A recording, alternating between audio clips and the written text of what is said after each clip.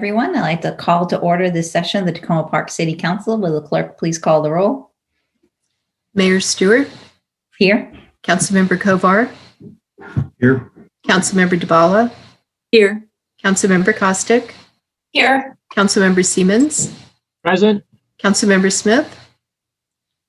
Councilmember Searcy. Present. Great. Thank you, everyone.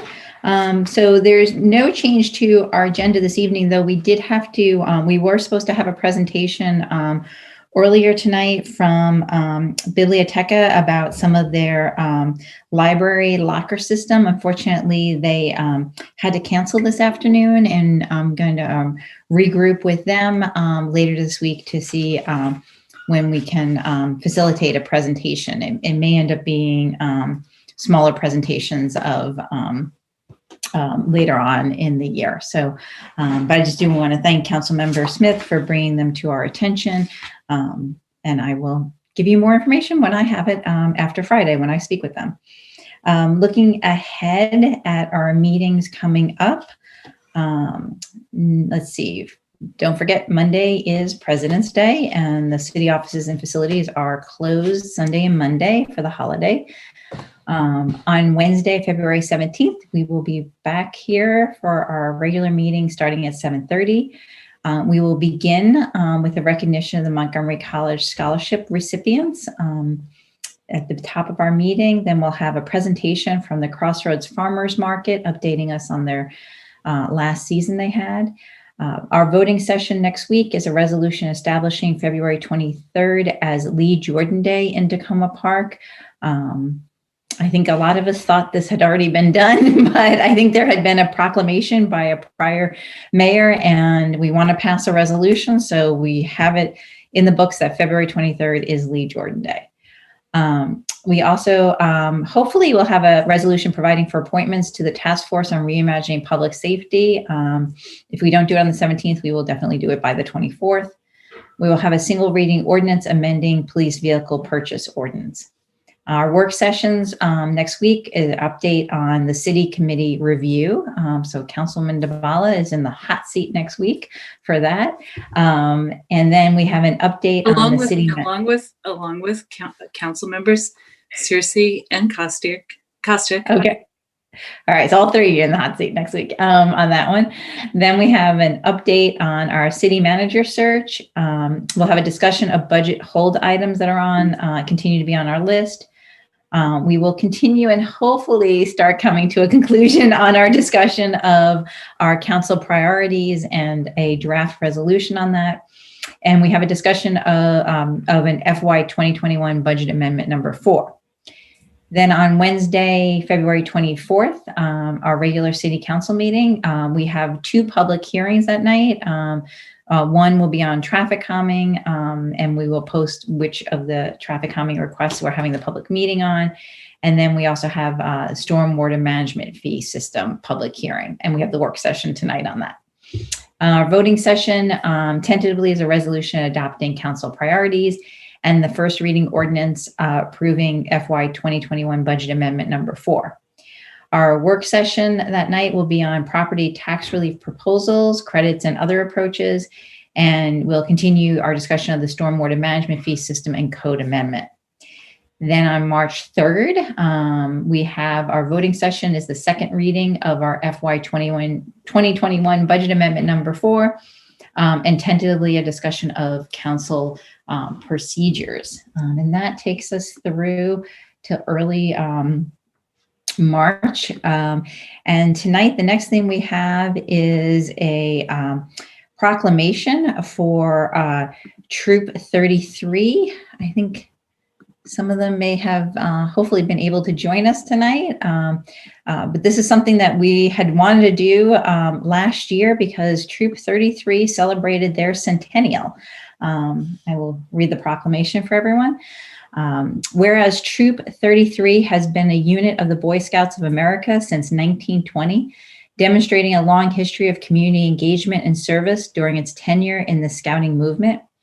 And whereas it is rare for a troop to celebrate a centennial birthday, and even more so to be charted by the Boy Scouts of America at the same organization for the entire duration. And whereas Troop 33 has been proudly charted by the Takoma Park Presbyterian Church since day one, and both the church and the troop are institutions in Takoma Park. And whereas the unit has fostered the advancement of 164 scouts to the level of Eagle Scout, the highest achievement level in the scouting program. And whereas Troop 33 continues to engage in civic participation, conservation and outdoor education, life skills development, and wellness training. And whereas in the new year, Troop 33 reaffirms its commitment to further the aims and values of scouting in the United States to prepare youth to make good ethical and moral decisions over their lifetimes. Now, therefore, I, Kate Stewart, Mayor of the City of Takoma Park, Maryland, on behalf of the City Council, staff, and residents, do hereby recognize the centennial of Troop 33 of the Boy Scouts of America. So congratulations. I think we have some representatives here from Troop 33. I don't know if you all want to just say a few words. Lee, your hair's getting pretty long there, COVID-19.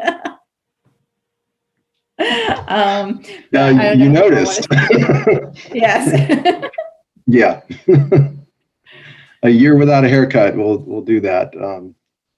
Anyway, I can have the Scoutmaster Hammerstrom say the first words. He's the leader. If he's so chooses. Sure.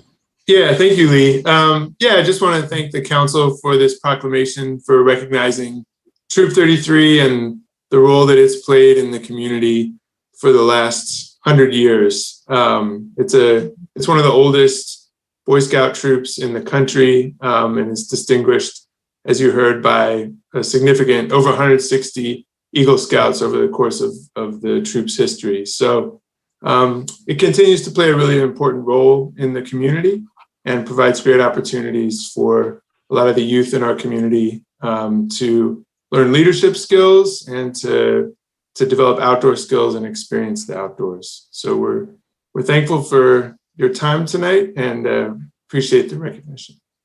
Great.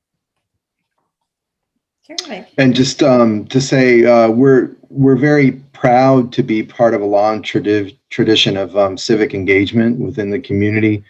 We see that I've been working on the troops archive of the last 100 years.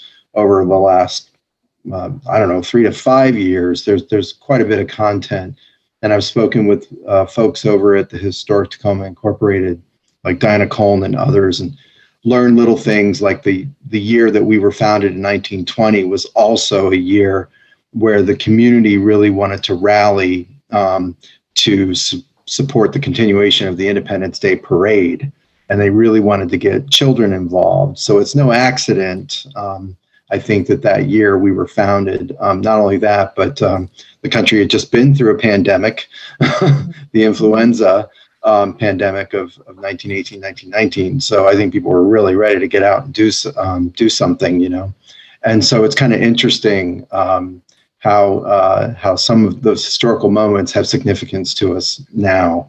But anyway, so we're very pleased. We see figures from Takoma Park's history that were part of Takoma Park Presbyterian Church, our chartering organization, and also just involved in their kids' lives or involved in the community, showing up on those old rosters and photographs and on documents. And we're so grateful to be part of this wonderful community. So thank you for the recognition this year. Great.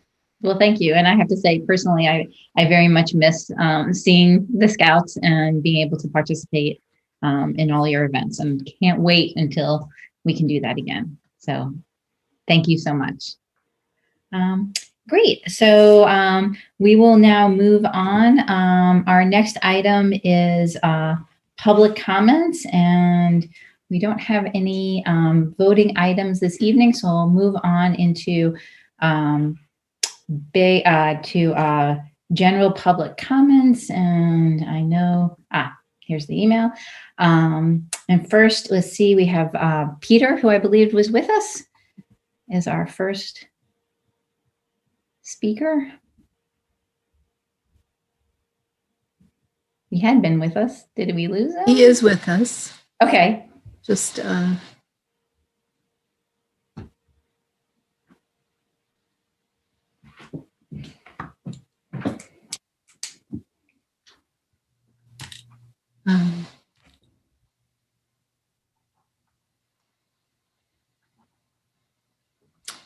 He may be having technical issues. Okay.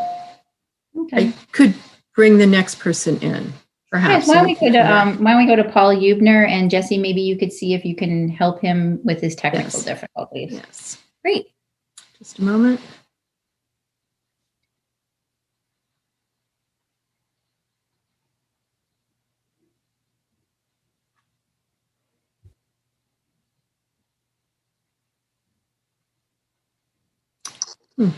Oh, there you go.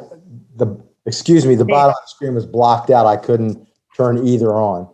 Good evening, folks. Shall I go now? Yes, go ahead, Paul. Yeah. Thank you. First of all, God bless Jamie Raskin. He escaped grievous harm on January 6th, a day after a terrible personal tragedy. He now stands forthright and true against a racist, sexist, would-be autocrat who threatens our very democracy and the rule of law. He does us all proud and deserves our active support. Tonight, I call on the council and the search committee for a new city manager to do the following.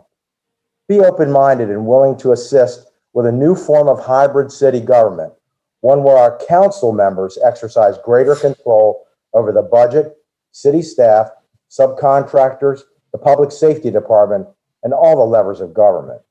Select a budget-conscious person with a goal of real fiscal sustainability. What we have lacked for the last 5 years is balance. The present manager has followed a wish list process for assembling the annual budget. Each department is asked what they want or need, an open-ended process. This city manager proposed over $344,277 for conferences and training in 2021 budget, and there was some $93,375 spent in 2020. Every year of her tenure, she has submitted a budget that greatly exceeded the constant yield property tax rate. Require the new city manager should be a Takoma Park resident, paying the same taxes as the rest of us do.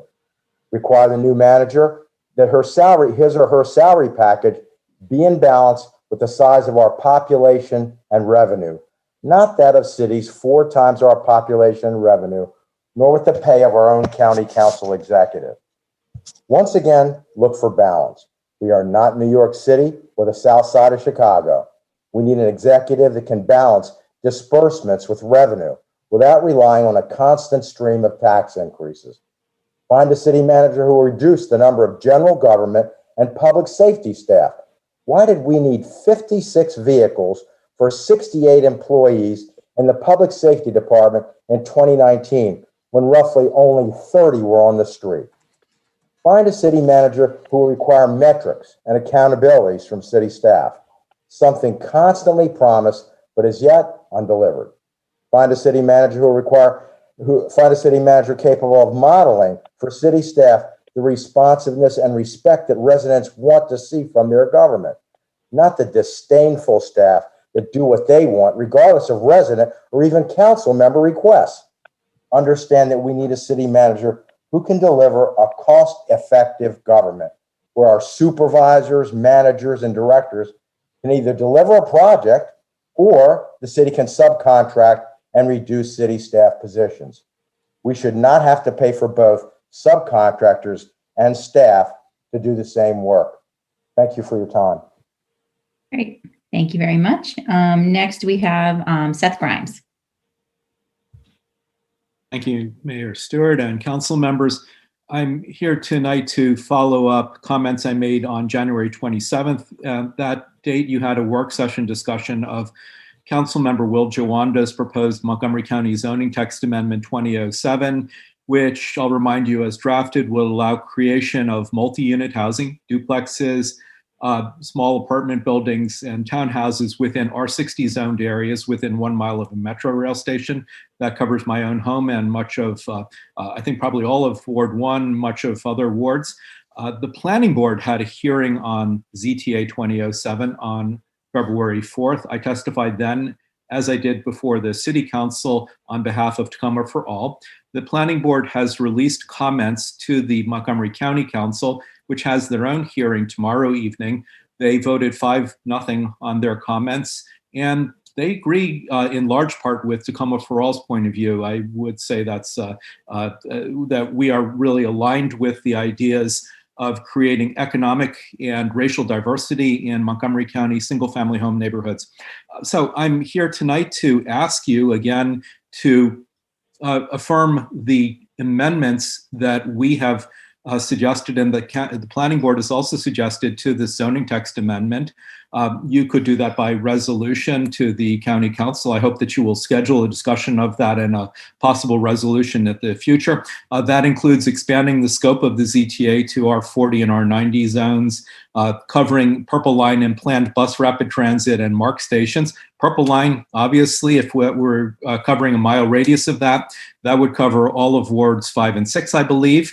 As well as the substantial portion of Ward 2. It would not cover, however, areas of Ward 3, all of Ward 3 and areas of Ward 2 south of 410 near New Hampshire Avenue, where we would like to promote especially higher density development and possibly in redevelopable parcels such as the Washington McLaughlin parcel. A mile radius of the Purple Line would cover the Washington Adventist Hospital campus, I believe.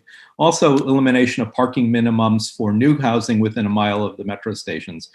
The planning board did suggest that the county council consult Takoma Park by name and other entities that have, quoting, a vested interest in retaining a level of local control over what's built within their municipalities. So again, I ask, and Takoma for All asks the City Council to affirm support for ZTA 2007 with amendments that include covering other transit hubs, Purple Line that is, and bus rapid transit, but in particular also covering the entirety of the City of Takoma Park in furtherance of our racial and equity goals and economic diversity in our neighborhoods. So thank you. Thank you very much. I want to check with the city clerk. Is Peter available? Have we figured out his? Not yet. I'm trying to contact him. All right. Why don't we go to Chantel then? Want to make sure We can't hear you. me. Now we can hear you. Okay. Yeah, now we can hear you. First off, I just want to echo Paul's comments about Representative Raskin. I walk my dog past his house most days and see the city police car and the 3 or 4 Capitol Police cars there. He is doing really important work for our country and our democracy. I'm actually here today to follow up on the email that I sent about the stormwater management fee. This is obviously an important city priority and something that will only grow in importance with climate change and increased development. And really want to focus on equitable financing and administrative simplicity. We want to make sure that all those contributing to the problem are helping to finance the solution. What does that mean? It means no property owner classes should be exempted, including the city. It also means that we need to look at all the sources of runoff, including our streets and sidewalks.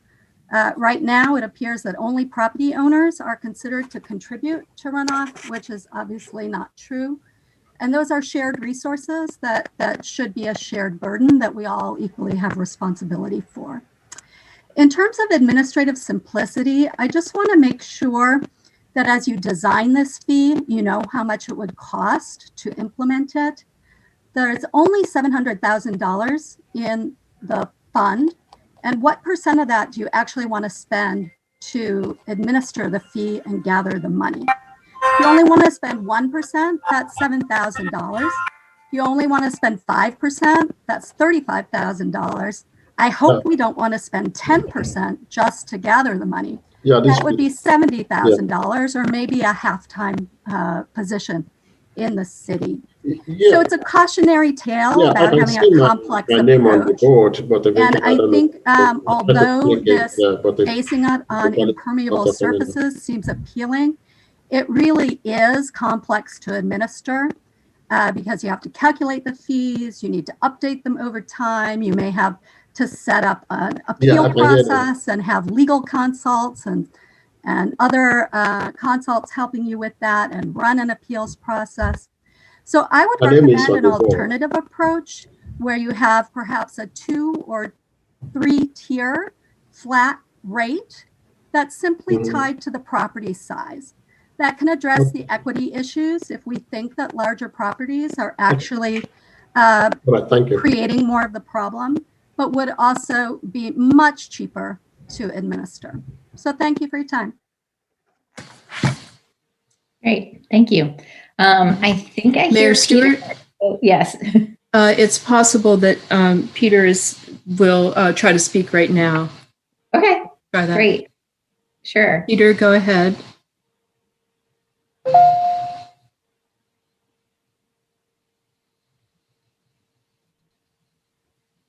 I thought we just had him. Yeah. Yeah, I'm very sorry. He looks like he's muted. Yeah, he should be able to unmute himself. I mean, sometimes what happens is staff tries to unmute at the same time, and then he ends up being muted again. He's unmuted now. Peter, can you hear us? Yes, I can hear you. Can you hear me now? We can hear you. You are Okay. all set to go. Okay, thank you. Yeah, thank you, the mayor. Thank you, the council members. I'm here to express gratitude because of the experience I had on the 18th of January, 2001. I was at work when they called me and they told me that my apartment was on fire. And I rushed back at home. When I got there, I met one of your police officers, Mr. Officer Chester, I think that is his name, Sanchester. And we discussed briefly. He asked me what happened. I told him I don't know. Till today I don't. Then he said, okay, let's go into your apartment. When I got there, everything in the apartment, they were all consumed by fire. I couldn't contain my emotions. Then I was there sobbing, and he saw the way I was, and he said, Peter, let's go outside. Then we went outside. When we got there, and this officer was very kind. He offered me, he said, Peter, can I give you a drink? Can I buy you food? This is a man I doesn't know before. I'm just I'm just in this meeting to express the gratitude I have for that officer. Another person is Grace. The next morning, Grace called me and I said, Peter, what happened? And I told her, I said, well, he said, I told her that I slept in my car. I was moving from the passenger side to the driver's side. He said, Peter, today, you are not going to sleep in your car again. He said, come to my office right now. Then when I got to the office, she was already there waiting for me. That day, she helped me arrange for accommodation in the resident inn in Bearsville. And I was there. Since that particular day, this lady has been working both with the landlord, with a different organization to make sure that I'm okay. I'm just looking at the time. I don't know if you guys will give me a little time, please. Yeah, you can have a few more minutes. Yeah, a few more seconds. Go ahead, Peter. Okay. You can finish up. So this lady has been working every time to help me out. One thing she did, I do not really forget, is that I was supposed to check in the hotel around 6 o'clock. Then I was there a little bit late, then checked in by 6:30. Then after checking in, this lady called me like around 6:35. She said, Peter, I want to make sure that you are okay. You were successfully able to check in. I said, yes. He said, well, my intent is that if you were unable to check in, I will come over here. This is now almost 6:45. This lady was still ready to leave her office, come to Bellsville to help me to check in. If that is not devotion, is that not kindness?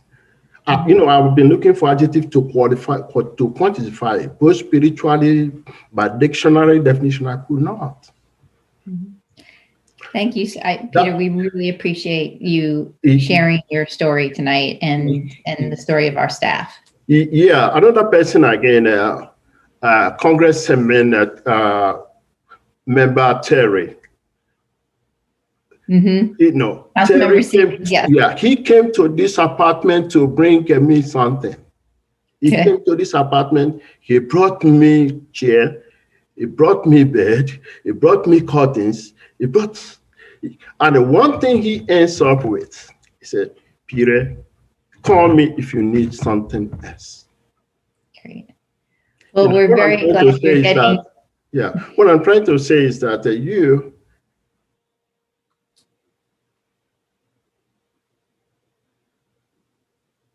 Okay, I think we may have lost Peter now, but thank you very much, Peter, for joining the meeting tonight. I'm sure Councilmember Siemens will continue to provide support as well as our city staff. So thank you very much. Next, we have David Borden is up next for public comments tonight. Thank you. One of the tragedies of the Trump administration was the sidelining of the Centers for Disease Control during the pandemic. Partly as a result of this, while most people know to do a few things like wearing masks or washing hands, many are unaware of other important CDC recommendations. These are a few that, in my opinion, do not seem fully and widely understood. CDC recommends people do their shopping using online services with delivery and outdoor pickup, avoiding going inside stores if they can. For takeout, CDC recommends paying online or on the phone. CDC recommends doing one's banking online when possible or using drive-through services and ATMs. CDC recommends avoiding indoor spaces that don't offer fresh air from the outdoors. CDC recommends avoiding public or non-essential group activities and events. I guess most people probably have heard that. But CDC recommends 6 feet social distancing be maintained not only in indoor settings, but outdoors as well. The CDC has important recommendations for apartment buildings and other congregate settings. Residents should wear masks in shared spaces and maintain 6 feet distancing. Building managers should restrict the number of people who are in an elevator or laundry room or other public area at any given time. Stairways should be designated as unidirectional in buildings where it's possible to do that. CDC recommends that managers communicate with their residents in order to promote these and other precautions. CDC also recommends assessing a building's air systems to, if possible, increase its circulation of air from the outside. Schools operating in person should pay special attention to that one. With the arrival of more transmissible forms of the virus, the activities we thought were safe may or may not be now. So these and other measures are more important now than ever. They have important corollaries.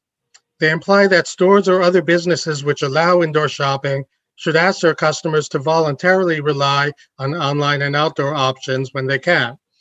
They imply not granting oneself exceptions, even if they seem small. For example, 6 feet distancing sometimes means slowing or waiting if someone else is by a store shelf or produce stand or on a narrow part of a path. Wearing a mask in shared areas means doing so even if just walking in or out of one's building or when inside a store or restaurant's bathroom. In most apartment buildings, 6 feet distancing for a laundry room or elevator means waiting if someone from a different household is already there. Those in our community capable of reaching people, the city, rental managers, businesses, other community institutions should actively communicate and promote these and other recommendations of the CDC during this very dangerous time. Thank you. Great. Thank you, Mr. Borden. Next, we have Bern Kelly.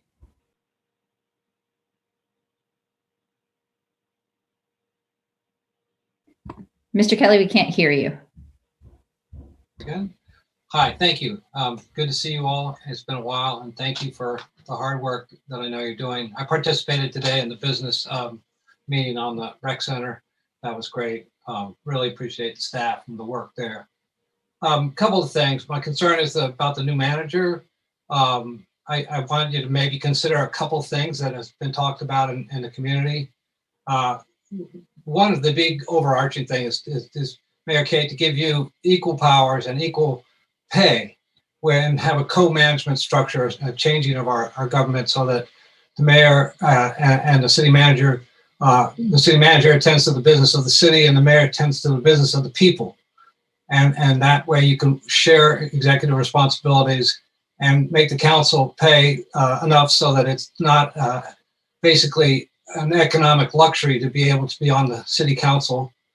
So many people who can't just because they work too many jobs. And if it was a full-time job for the 2-year period, which I would like to actually see extended so you guys don't have to rerun every 2 years. So big overarching stuff there. And I think the city manager should also reside in the city, keep the pay and stuff into the city. The median average is 105K in Montgomery County. I think that's a good set point to start both the mayor and the city manager out if we can restart. And that's all I'm going to say about the city manager. Just I want you to consider things like that. People have been asking why we can't do it. I don't know why we can't do it. I think you people can do it. I think you should. And the other thing is stormwater management. You know that my property floods and we have a critical problem. And I believe that the city should look to firms such as Ben Dyer, Paul Woodburn, who does this for other municipalities, to come in and give us some guidance to pay that very highly esteemed professional engineer from Ben Dyer, went to U Maryland, grew up here, and he's a great guy, my former boss, and I work with him still. Finally, I think that we need to understand that the projects like the new NDC project and others are only being required to be treating for quality and not quantity. We have a quantity problem, and that means that we would have to capture and attenuate stormwater management wherever we can, including in box culverts, storage culverts under the streets. And we have to look all over the area for where we can attenuate and make stormwater management ponds.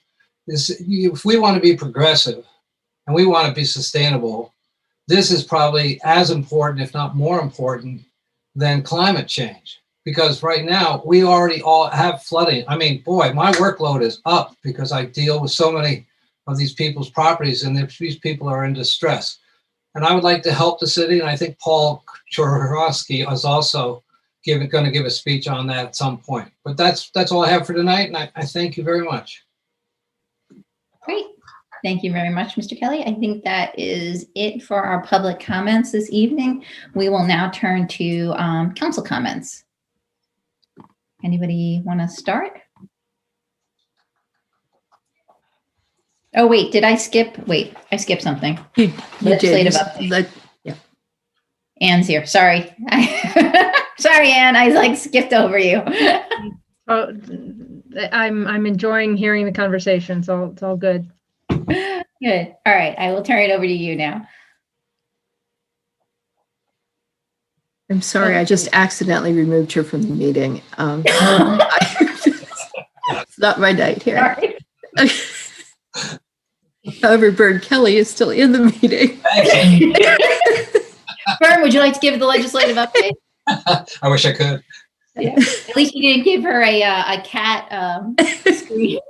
You didn't make her a cat. So we're ahead of the courts in Texas.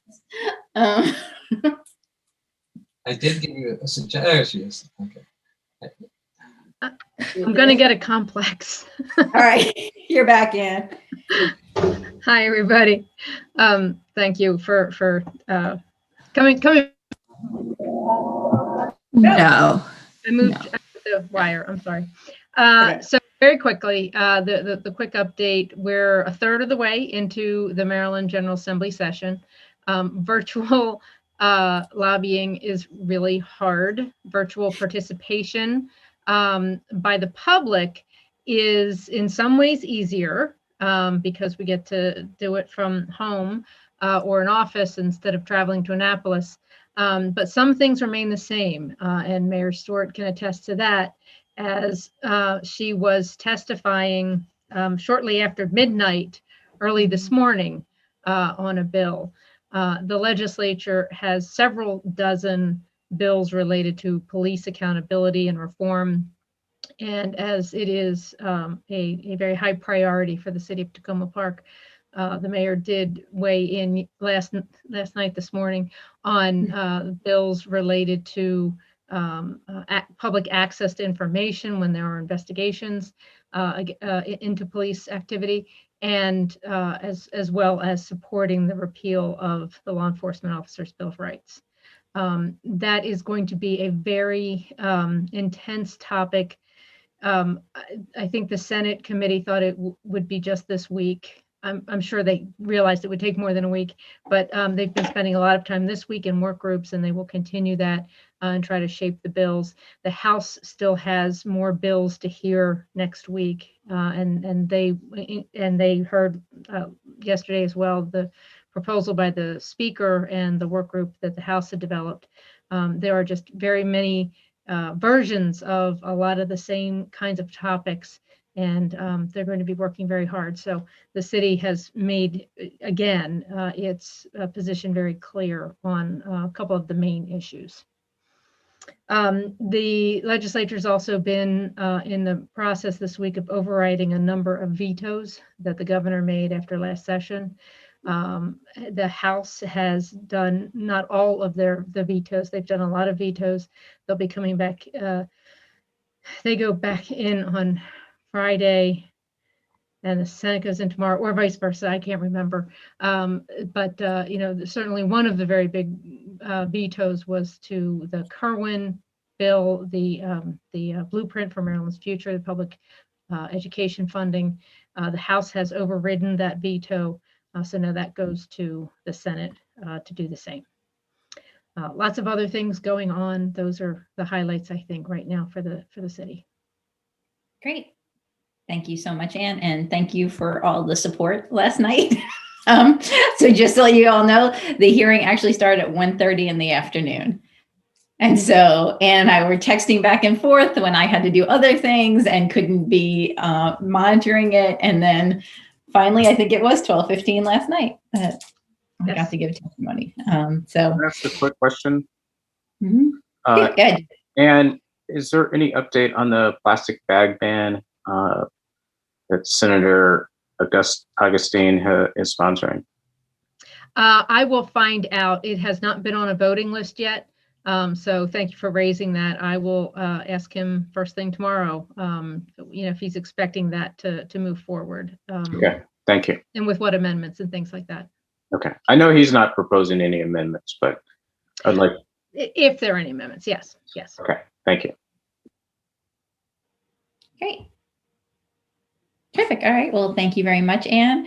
And now we will move to council comments. Anyone want to kick us off?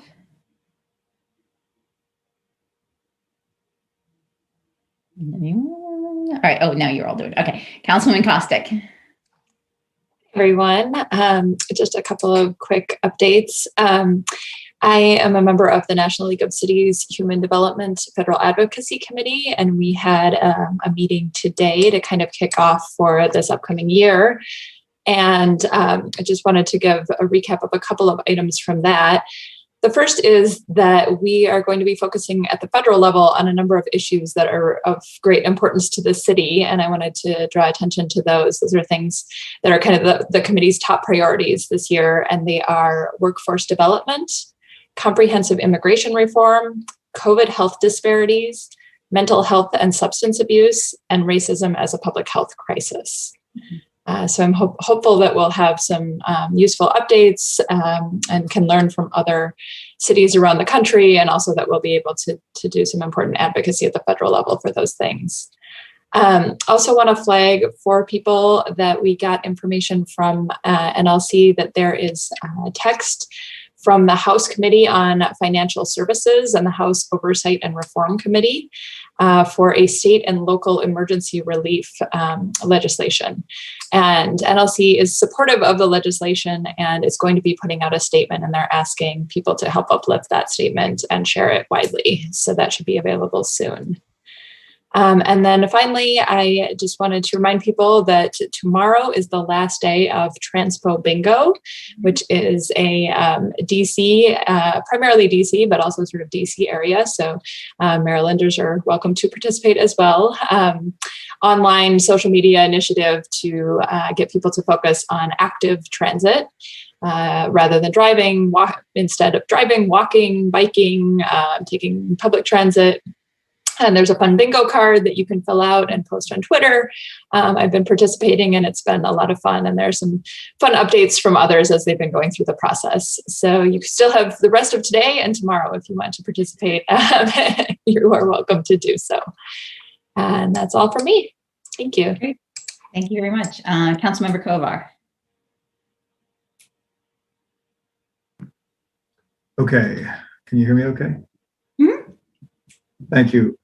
Just a few quick things I wanted to mention. One, people are aware, especially those in North Takoma anyway, that the SSI Park, which is the park that lies between Philadelphia Avenue and Boston Avenue, not that far from Montgomery College's campus. And there's a major effort underway to renovate that park. And a lot of that work won't happen until the summer or later. But one initial piece that I've mentioned looks like, according to city staff, Ian Chamberlain mentioned this to me, as did the most closely affected homeowner, the retaining wall adjacent to the first private residence on Boston Avenue against the park. The work's going to start on that perhaps as soon as February 15th, and that's going to involve a several week period and may involve, at least during the day when the work is being done, some closure of the sidewalk or some partial blockage of the street in that area. So it's just something for people living in that area on Boston Avenue to be aware of. I've done various of the food distribution efforts recently. I've certainly seen the mayor at a couple of them and others as well. And a lot of people from Ward 1 and elsewhere in the city have helped. And just to mention a few that I've been part of, our colleague Terry Siemens organized some food deliveries at the Franklin Building on Maple Avenue, and then the Shepherds of Zion Ministries International that does it every 2 weeks at Takoma Park Elementary School, and also Small Things Matter. And really why I'm saying this is not about my participation, but just the need is just really great. Others really not great, but really grave. And many of my colleagues have mentioned that also. The lines just seem to go on forever. And I was on, 50-pound potato bag duty at Takoma Park Elementary School. And I kind of never even looked up and saw the cars for 4 hours because I was just doing that part, but they were just nonstop. So the need is really great. And again, I hope we'll be able to look into further steps that we can take on that. A few other things, and this is an abbreviation section here. So through the Council of Governments, Greater Washington Council of Governments, on the Metropolitan Washington Air Quality Committee, also known as MWAC, and there is connected to that an advisory committee called the Air and Climate Public Advisory Committee. They're looking for members. It's not a full-time position. It's an advisory committee looking specifically for members from Maryland.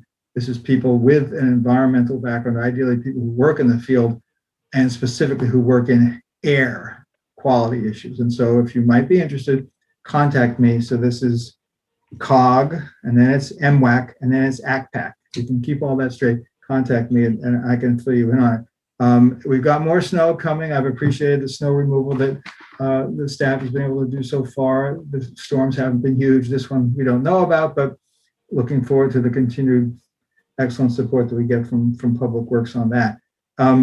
One question, this is just something that maybe staff can get back to me on. A resident mentioned that it appears that the parking permit requirement for residents in ADUs, accessory dwelling units, may have changed. And even if someone is here for a shorter term period, unless they have their driver's license actually shows that address, they may not be able to get a parking permit. So I don't know if that's been a change, but if maybe that could just be checked on.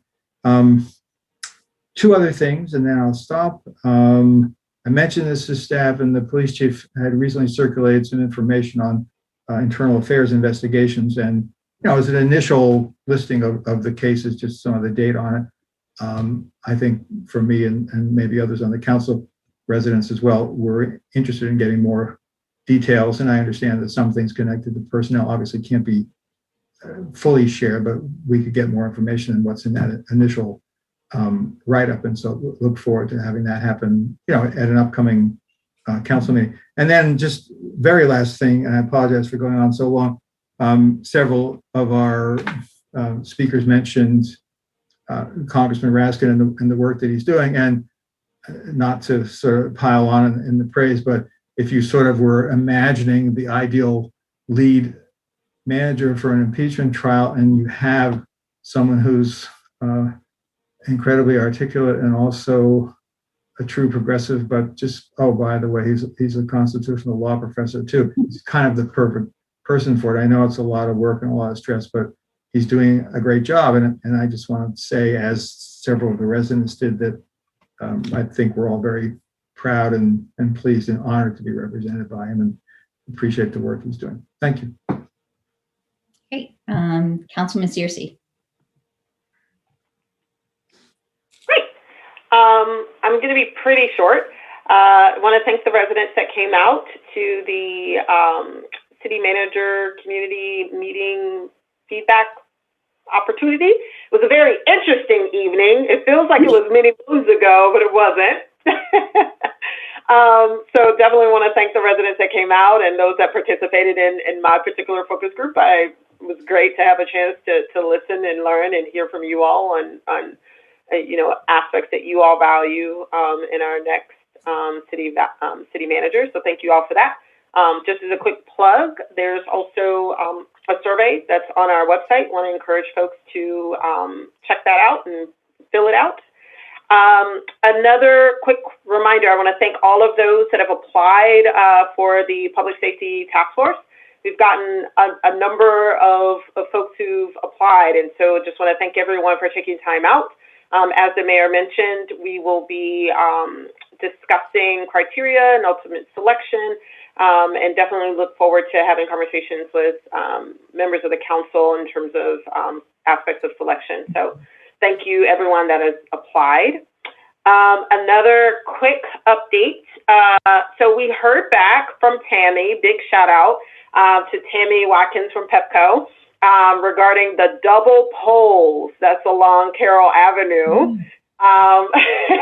Yes, we have a slated date for a number of the double poles. They might get removed by the end of March.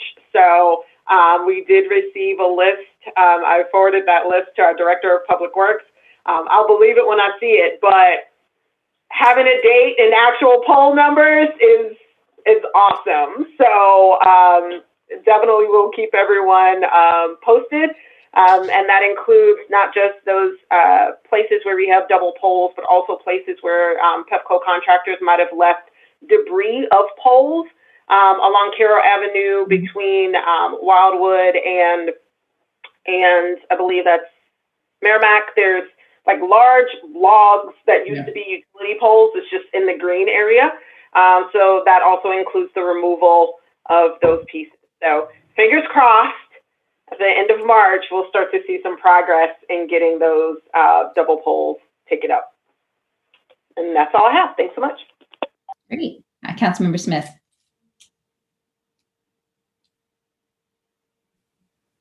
First thing I want people to know is that American Diversity Group is hosting a grab and go from 2 to 4 p.m. in Silver Spring. It will be located at 12210 Plum Orchard Drive, Suite 214. So you can get vegetables and other food for your family. All you have to do is show up, pop your trunk, put the food in the back of your trunk, and you drive away. I would ask that staff follow up with the police department. I've gotten a couple reports of vehicles being broken into on Roanoke between Hudson and Kennebec. This latest attempt, the suspects went into the back car pad of a property to try to access it. So if the police department can put out some type of additional patrols in that area in the evenings, that would be great. And then finally, I hope that we can, as a council, come up with some idea to support additional food distributions in the city. I mean, right now I'm doing it every other week in Ward 5, and it's just still not enough. There are people that are hurting, and we got to figure a systematic approach to getting food to them. Thank you. Thank you. Councilmember Siemens. Thank you, Mayor. I just wanted to follow up on Mr. Kovar's words earlier about the food need. I really want to thank Councilmember Kovar and Mayor Stewart for helping with the Franklin apartment distribution, especially this last month and this month. They've had one elevator broken, and there's quite a line of people waiting for the elevators. And when you're trying to maintain social distancing, you can only get maybe 2 people in an elevator at a time. Mayor Stewart put in extra effort this week by carrying boxes up 3 flights of stairs so that she didn't have to wait for the elevator, so that things could get done. So we're thinking about sending her a bill, because if she'd gone to Gold's Gym, it would have cost her money for that much exercise. Just want to be clear. I just waited for the elevator. No, but I really want to highlight all the council and make sure the community understands that, when you're on the city council, there's a lot of work to do, but everyone on this council has put in extra work to help the community to meet the food need. And as Mr. Kovar said, it's we're not doing the entire job we need to be doing at this point. And so I implore any community members who are interested in trying to help their fellow residents through this period and help with food. We have some great organizations here with Small Things Matter and the Zion Church that Mr. Kovar mentioned. But there is space for additional organizations. If you want to bring a group of people together to serve, we can tell you where more service is needed. And if you just want to, you or one of your family members want to help out, contact your council member or the mayor, and I'm sure they can direct you to somebody who could really benefit from your service. That's all. Thank you. Thank you. Councilman DeBala. Pulling up the rear here. I guess Board 2 is on the every other week food plan for next week, so I don't have anything to say about food other than next week. I did want to say, remind people that there is a meeting on February 18th, Thursday, February 18th from 6 to 7, specifically about the bikeway along New Hampshire Avenue, even more specifically Section B, which is the section from Poplar to Auburn. So we've seen the preliminary designs for the part up New Hampshire closer to the crossroads. And then this is the next section down. So for people who are interested in biking, or for people who live on or near that stretch in New Hampshire, this is your chance to see the plans, ask questions, weigh in. Thursday, February 18th, 6 to 7. You need to sign up for the Zoom link first in order to join. Thank you. That's it. Great. I have a couple of things. Today was the Council of Governments board meeting, and as I've mentioned to folks, I am serving as the vice chair this year. Two things just to keep everyone informed. The COG board did send a letter to Speaker Pelosi and Majority Leader Schumer, urging the federal government to reauthorize and increase its existing funding commitment to Metro in the amount of at least $2 billion over the next 10 years. So that letter went out today on behalf of the board. The other thing, we did get an update today from someone from Homeland Security talking to us about the insurrection on January 6th. We'll have a number of other updates on this. But one of the things that really did strike me, and I think I hope the COG board takes this up more in the next couple of years, was one thing he said was that extreme right-wing extremists are entering the mainstream, and that we need to do at all levels of government really work on fighting back against extremists. And so that was just, it was very sobering update today, and wanted to share that with everyone. Some other things, it was a lot of food distribution this week. The need is very great, and just want to reiterate my colleagues' call for any volunteers, folks who want to help out, even, you know, like even an hour on a Saturday or a Monday is just so helpful, because the need is so great. And also, I'm not really participating as much as Councilwoman Kostick in the transportation bingo this year, but I did help pick up trash with the ANCs, Aaron Palmer and Evan Yates at the Metro on Sunday morning. So we were able to do that. And so hopefully we'll be able to do soon more events cross-jurisdictional, particularly with those two ANCs. They're very active, and love to partner with them more. I guess, let's see, I think we covered everything else. Oh, the last thing I wanted to mention was, and I didn't see this in the city manager comments, but I wanted people to know about the bus shelters that are up for Black History Month around the city. And I don't know of where each of them are, because that was a question I had today, but I did see some of them up with information and posters on Black Americans in celebration of Black History Month. So just wanted to call attention to that so people knew that was one of the things the city is doing this month. And I think I'll save the other stuff for when we talk about the city manager search, but I'll turn it over to the city manager. Thank you so much. Yeah, I was actually going to do something about the bus shelters, but I was going to do that next week. But I'll see if we can send out something that has a map of the different locations. I think that'd be useful. To celebrate Black History Month, I just wanted to say first, happy birthday to Frederick Douglass. Been following, I lived in Rochester for years, but we'd always learned about Frederick Douglass. He was born in February of 1818 in Talbot County, Maryland. He chose to celebrate his birthday on February 14th. And so that's something that in my family, we learned very long time ago, that Valentine's Day was Frederick Douglass's birthday. I wanted to recount that I remember a February many years ago when my brother Martin was in about second grade in Arlington, Virginia. His teacher asked the class, "What important Americans have birthdays in February?"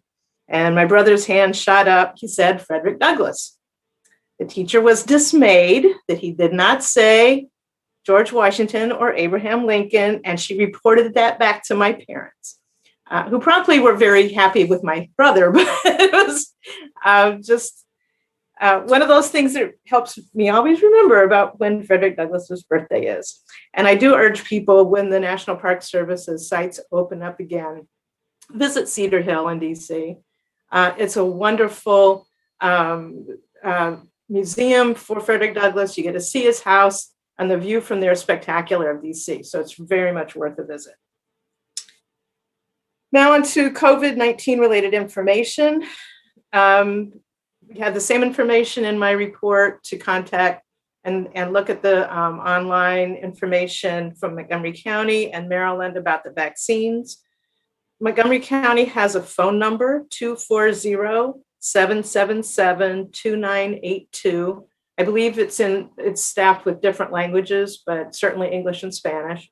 If you're not going online, you can call that number to register for the county site. On the Maryland site, there's multiple places to sign up for vaccines. The information differs by site. The registration availability changes day to day, hour to hour, and it's every person for themselves. It is lousy. I'm hoping that if there are neighbors, can help sign up their neighbors when it's possible. And I'm hoping with the federal rollout of vaccines, there can be some centralization of the sign up. I also really want to keep working to have the vaccines going to apartment buildings, et cetera. So bring the vaccines to the people as opposed to having this craziness with online registrations. In the meantime, keep wearing your mask. We're going to need to wear them for a long time. They're even suggesting double masking. Whatever's nice and tight around your face is the right thing to do.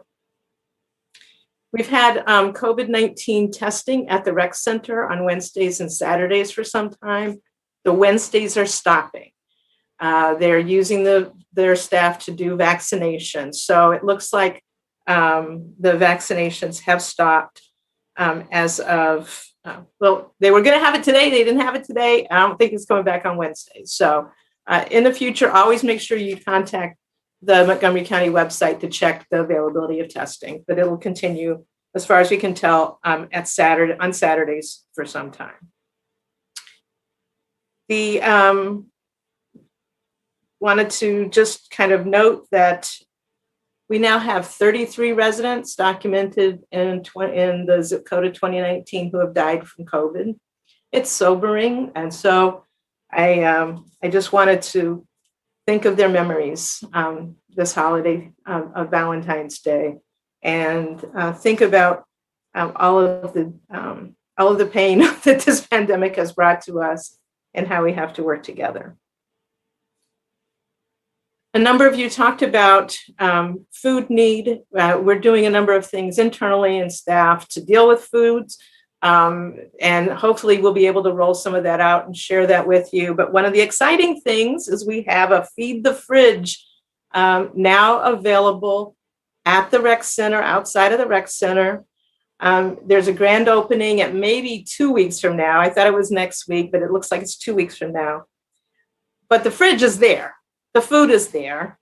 If somebody needs a meal, they go over and they get the food that they want from the fridge. So please let people know if they need food someday. It's free. You just take the food. For those who don't need the free meal, you can give donations to the restaurants that are making these meals and feeding the fridge.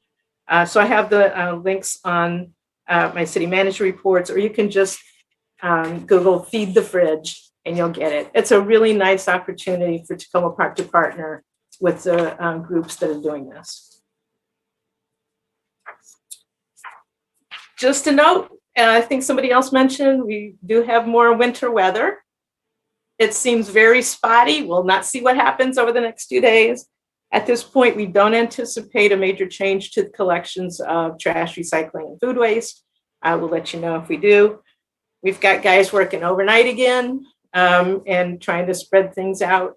So I'm really proud of the staff to keep things going, even though it doesn't quite ever feel like a storm. So it's just enough to keep us doing the work to keep us safe. I'd also like to, I was asked to provide more information about what's going on with the budget process. So I just want to flesh that out a little bit for folks. While the city council and residents won't really be seeing the proposed city budget until the first week of April, city staff is working very hard on it right now.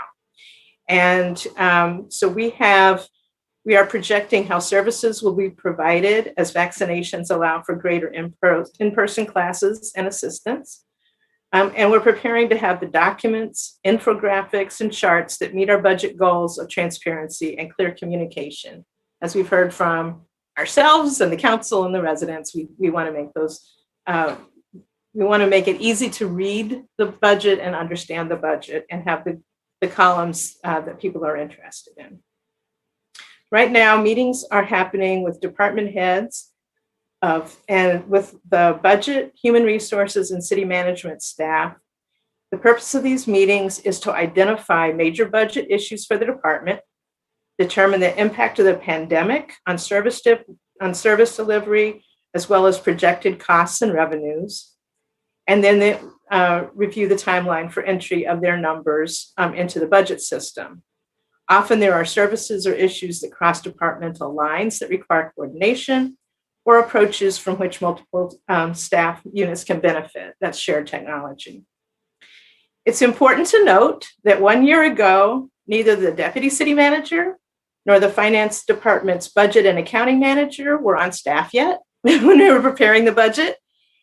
And this is only the second time Tracy Smith, our human resources manager, has been involved in the budget. And last year was crazy because it was as we were shutting down for the pandemic. So right now we're all trying to be on the same page about how to move forward with the budget process. It's actually going well. I appreciate the hard work. Our staff are to have the first round of proposed capital budget worksheets prepared by February 19th. Their proposed operating budget numbers entered in the budget software by February 26th. Then we have meetings to go over that, change the numbers, adjust them with the revenue estimates that are coming in, as well as have conversations with council members as we refine the proposed budget. By mid-March, I will have determined what major components will be included in the proposed budget and what the property tax rate will be to be advertised. And one of the things that my resident has asked me to emphasize every year is that because Maryland law requires that you can only decrease the tax rate at the time of adoption, you can't increase it. The tax rate that I will be proposing must be high enough to accommodate any council additions or any unanticipated reductions of revenue or increases of expenditures that happen during the budget consideration process. So that's why my proposed tax rate is almost always higher than gets adopted, probably is always higher than gets adopted, but it's to provide that space during the budget consideration process before the actual budget, before the council actually chooses a property tax rate.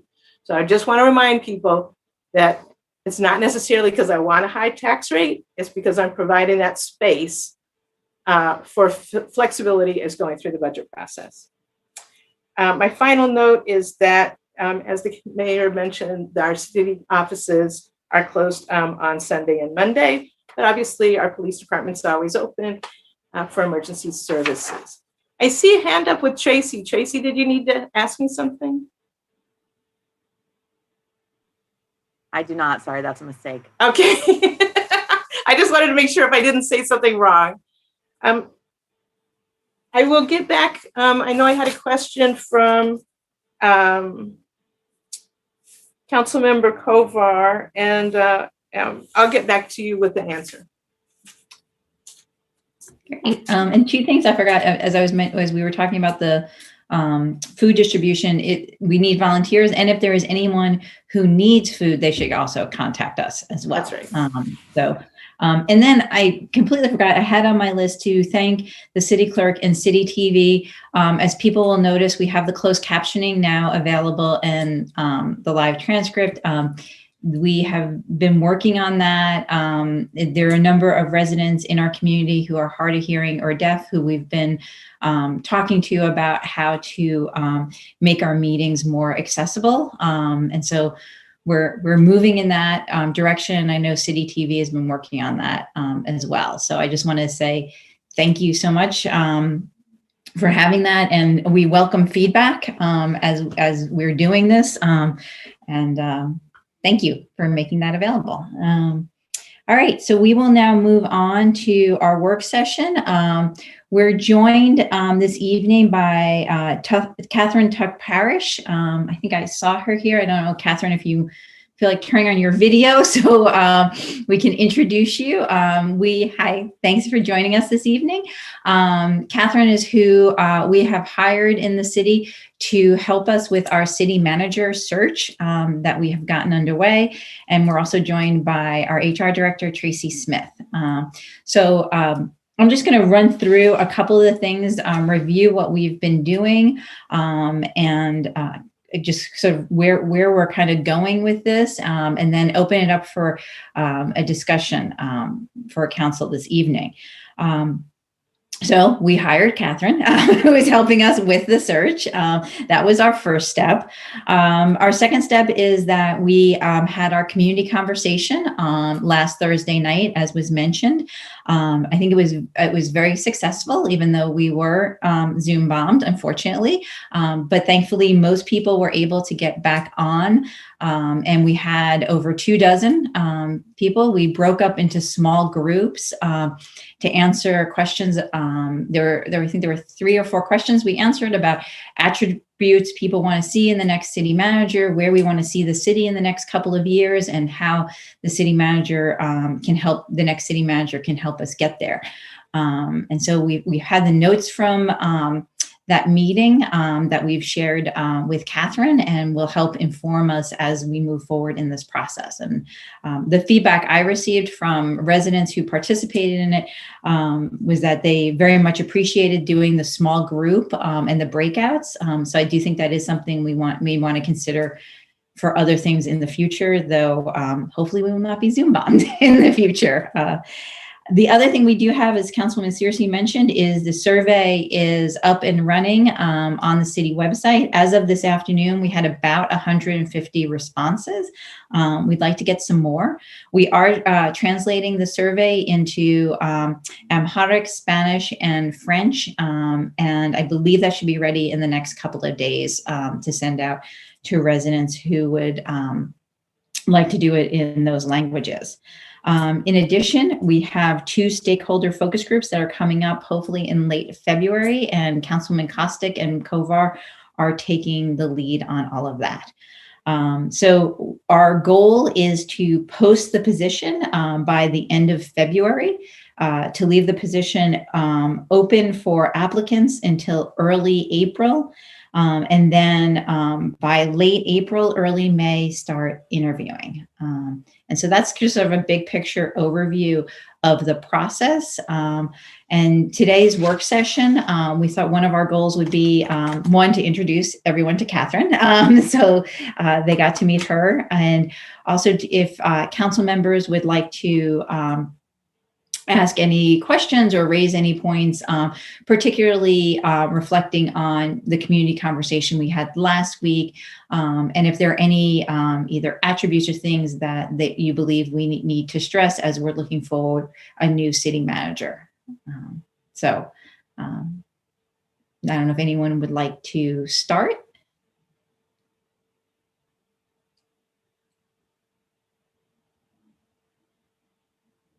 Councilman Devala. Were you going to introduce Catherine before you get going with the council comments? Well, Catherine, I think I did, but yeah, Catherine, do you want to say a few words? Or yeah. I'm just grateful to be here. I'm really enjoying working with you all so far, and being on this journey with you. I'm very much appreciative of the comments that I've heard about from the community conversation and the survey. That information is extremely helpful to me and will be to those that participate in the process. And I'm looking forward to hearing your takeaways from that and anything else tonight. Great. Councilman Devala? Yeah, 2 things if I can remember them. That struck me about the meeting last week, and also as I've been thinking and talking with people about this, the notion of engaging residents, and what are the skills needed to do that in a variety of ways to meet a variety of residents in whatever place in life they're at. was something that came through loud and clear to me in the work group that I was in, and in conversations I've had with residents. I was also struck by one person's comment, and this was only one person's comment, but it rang true to me, that that the city manager should look like Takoma Park, not Birkenstock Birkenstock sandals, but that the notion of a, as we have a police chief who's got a different background from some more conventional police chiefs in the past, that we really look to someone who can either literally represent or who can understand and communicate with people from all different walks of life. That struck me as really pretty important. Besides the obvious skills of, financial management and all the other things that we talked about. So that was the one takeaway for me, I think.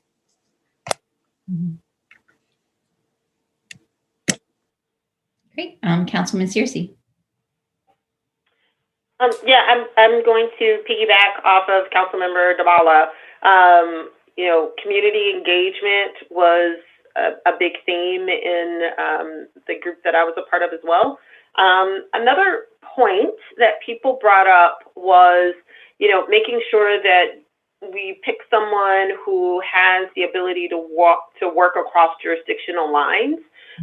Because of the nature of our city that borders so many different areas, someone who maybe has that experience of being able to walk across, to deal with multiple jurisdictions that may be just very different in terms of their ideals and things like that, or systems in place. There was a desire to make sure that you could select someone that can think strategically about the big ticket issues, but also knows how to have some small victories as well. So kind of knowing how to deal with the big stuff and really identify the little things that could mean a great deal to folks. And another point that people raised was, keeping in mind that this person will also be responsible for leading staff. So, like how effective would they be at really being able to communicate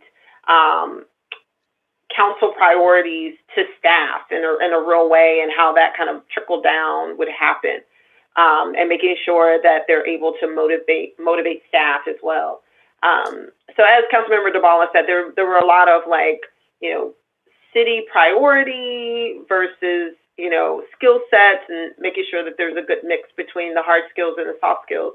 But those were just a few things that I thought were really interesting and unique about the city, in terms of the number of jurisdictions and, understanding that we tend to hit well above our weight class. So you'll focus a lot on the big things, but also trying to figure out how to be successful at implementing and communication with staff. Mm-hmm. Yeah, I just want to echo what Councilman Searcy said, that I think that was an excellent point that was brought up in the groups, and is something that, during COVID in particular, has really been highlighted, the importance, like the work that we're doing right now, that our city manager's doing with the city managers of Gaithersburg and Rockville, and working at the county level.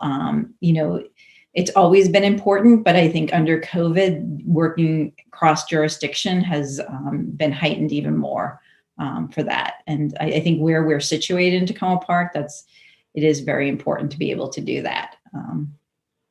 So great. Councilman Kostick, I think, is next.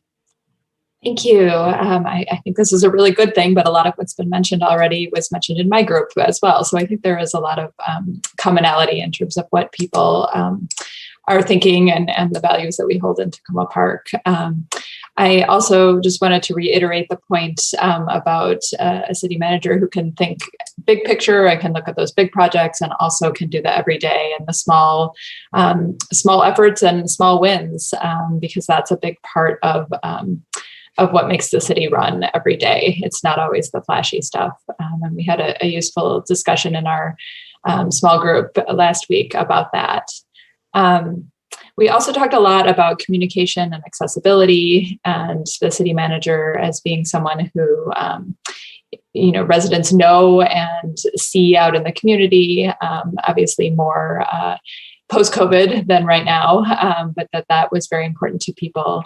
And that also building on Councilmember Searcy's and the mayor's comments about work across jurisdictions, that someone coming in can really be quick to build relationships and quick to develop those connections with outside groups and other leaders and staff members in other jurisdictions, because that is really essential to getting the work done that happens in the city. And then the two other things I heard, which I think are really important, were experience with multi-year projects and development projects and construction projects, since we are looking at a number of those, including the library, the rec center, and many of the projects happening on private property as well. And then also the ability to listen early on in the process and to build in community feedback was another important point that residents made in our discussion, and making sure that the city manager and the council as well were providing opportunities to hear from the community, not so far down the line in a project that it's not possible to kind of make changes, but that really that process is built into the full scope of the project. And I thought it was really a great opportunity overall to talk with residents and kind of brainstorm. And I just want to thank everyone who participated in the community conversation. Great, thank you. Councilmember Kovar.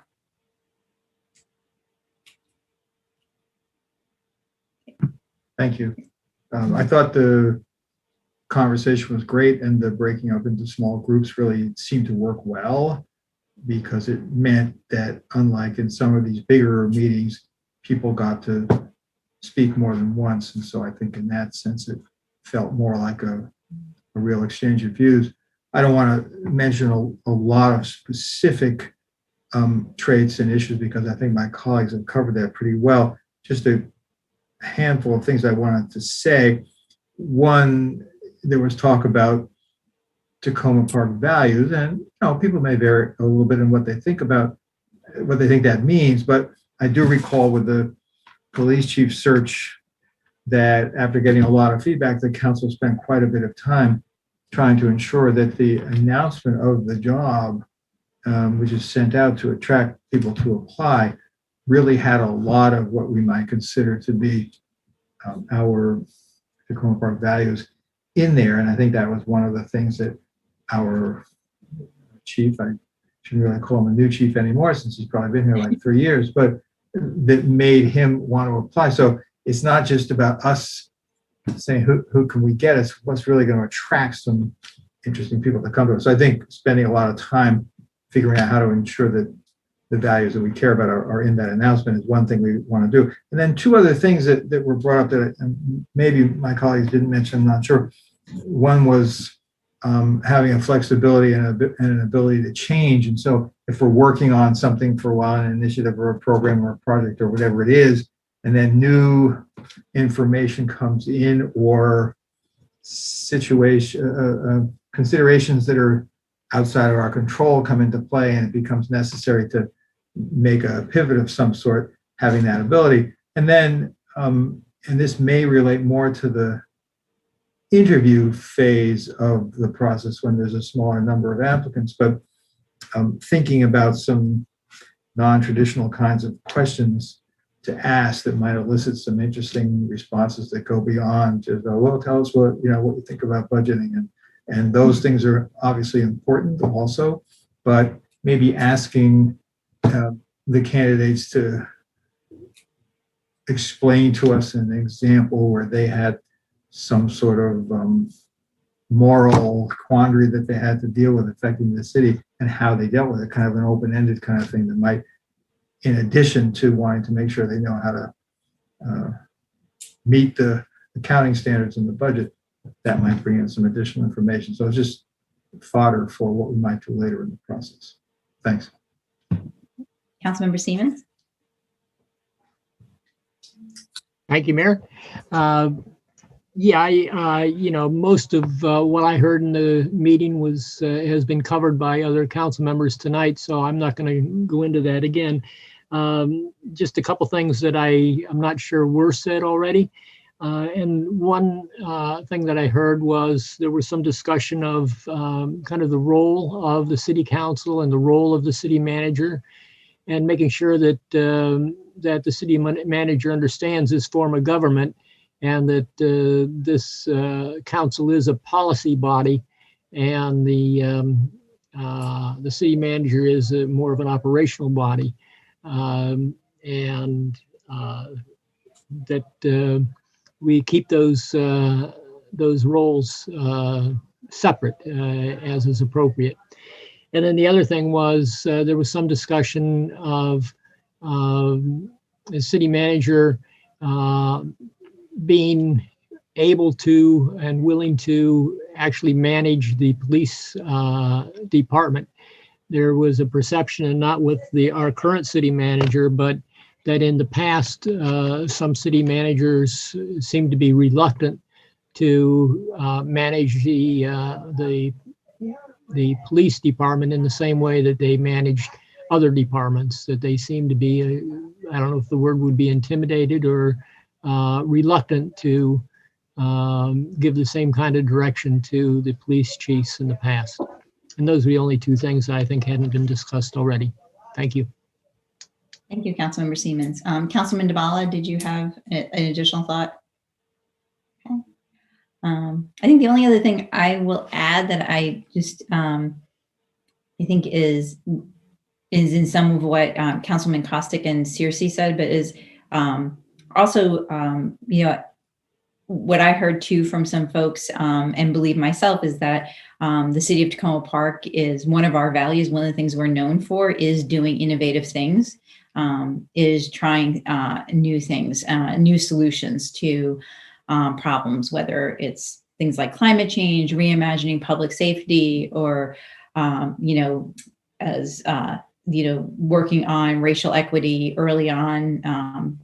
Thanks to some of the early work of Councilmember Smith in doing that stuff, someone who is willing to kind of take on sometimes the tough challenges of the day when there's not a lot of, there's not a handbook, to say like, okay, here's how you do this. And who's willing to do that, I think is also something that we've done in the city before, and having a city manager who's game for that and who is open to do that work and work with the council on it and residents is also very important. Great. Anything else that council would like to raise, or Catherine or Tracy, you were there as well in the meeting on Thursday. Do you have any questions for council as you're taking all this in and thinking about the announcement and the brochure that will go out? I think you all have provided through this discussion, through the community conversations and the survey, some really important aspects of what is unique about Takoma Park and what its residents would like to see, and that's very helpful. I also think that the conversation about goals and priorities that you all have will help complete the picture for the city manager and will be helpful to candidates. So I am looking forward to the focus groups and continued input, and we'll be developing a brochure that tries to capture the best and the best of the thoughts, not that some thoughts are better than others, but the most of them in there. Also wanting to make sure you all understand that only human beings will apply for this job. And they no superheroes. They will. I mean, it is very important that that the brochure articulates kind of the ideal and what you really would like. And it does communicate what's important to you all as you represent your residents. That's very important. When you meet candidates, they will be good at some things and not as good at other things, and they will have had some experiences that will be helpful, and maybe they haven't encountered some other things, and you all will have to assess as a body, what you think are the best of those. But I think this has been very helpful to me, and I know will be very helpful to the candidates. I will be encouraging them to watch all these different meetings and hear the discussions themselves. I think that's very valuable as well. Great. I don't know if some of these hands are old or new. So I think Councilwoman Dabala, you have something new, and hands up. Okay. So if people don't have anything, just take their hands down, but I have Councilman Dabala and Kostick. Just wanting to hear again when people must finish the survey by. What's the deadline on the survey? So we haven't really set a deadline for the survey. We were a bit delayed in getting the translations, unfortunately. And if the rest of council agrees with me, I would say that we ran some of the numbers today we provided to you earlier. I sent those to Catherine as well, so that they could inform our conversation tonight, as well as the brochure she's writing.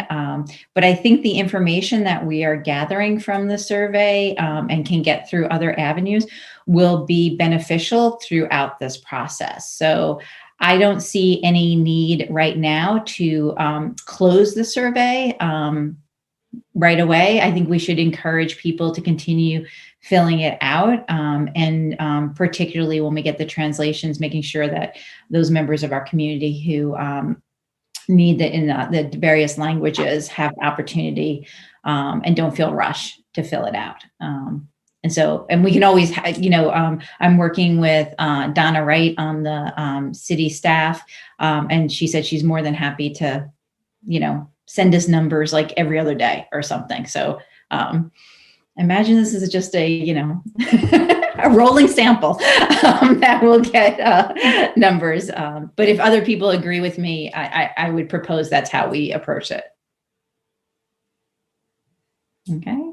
Seeing nods, no objections. Councilman Kostick, did you have something else, or was that the same thing? Okay, you're good. Great.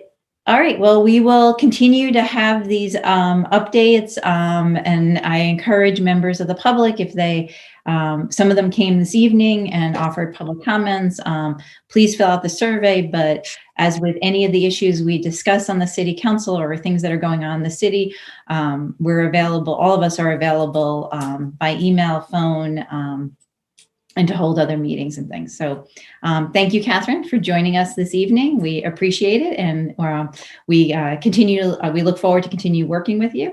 And thank you, Tracy, for your support as well. Great. All right, we will move on to our next work session where we're going to dig into stormwater management now. And so I think we're going to turn it over to our head of public works. Good evening. Thanks. Appreciate being here to talk on this subject this evening. I was just recalling this will be the 6th time we've talked about this since January 2019. So I know there's a bit of forgetfulness, or repetition doesn't always stick in our heads. But at any rate, this is a topic that we've reviewed and thought about. And so I'm hoping we can focus the conversation tonight on some specific decision points for your public hearing, and then also hear from you all what else you need to find out or have available or have staff to consider so that we can wrap this up. One of the critical points that we have is that we are looking at preparing the FY22 budget, and so this is a critical piece of that. Currently, as you all know, our stormwater fee, which has been in place since 1996, is based on a flat rate for single-family properties. So all single-family properties, regardless of the amount of impervious area on their lots, pay the same amount, the $92 currently. It started early on as $24 and has worked its way up to $92 for the past few years. The proposal that our consultants and city staff have in front of you now is for the council to consider changing the fee structure to a tiered structure as opposed to the flat rate. One of the reasons that that proposal came out is because of the wide variety of difference in impervious area in our single family properties. Early on in the late 90s, when the evaluation was done, there was much more assumption about consistency in impervious area because we were really just looking at building footprint. Now that we have increased technology that uses LIDAR, light penetrating radar, GIS, property tax records, we can really focus in and hone down on actual impervious area per lot. So it turns out that our single family properties range from square footage of impervious area of 500 to over 10,000. So it's quite a wide range. And so the issue then comes as to whether or not we should pursue a fee structure that reflects actual impervious area, and if that would not be a more equitable approach for those properties that have significant impervious areas to contribute more towards a stormwater fee. So that's kind of what we're looking at tonight. We have the analysis, of course, that was done by Black & Veatch. We all had a report from them at a work session in January of 2019. Myself have presented updates on that or work sessions about that last year. There has been a question raised about the definition of impervious area, so we can get to that tonight. I think Deputy City Manager Jessica Clark has some PowerPoint slides that we can use so we can clarify that definition. The definition we are using is actually the definition established by the state of Maryland and currently in place by Montgomery County. So it's not something we've created uniquely here, but it is the standard definition relative to these types of considerations, not only in our area, but around the country. I've also had a few questions about how the analysis was done. Just wanted to say briefly that the Black & Veatch study was able to tap into kind of the latest technology. As you may recall in the tree canopy discussions that we had last year, we used LIDAR to show our tree canopy cover. LIDAR was also used by Black & Veatch as well as county property tax records and GIS mapping to determine building footprint, walkways, driveways, parking pads within private property. So that analysis used that technology. Of course, this is all computer driven and, they aren't perfect. So there is always the possibility that there are errors in calculations.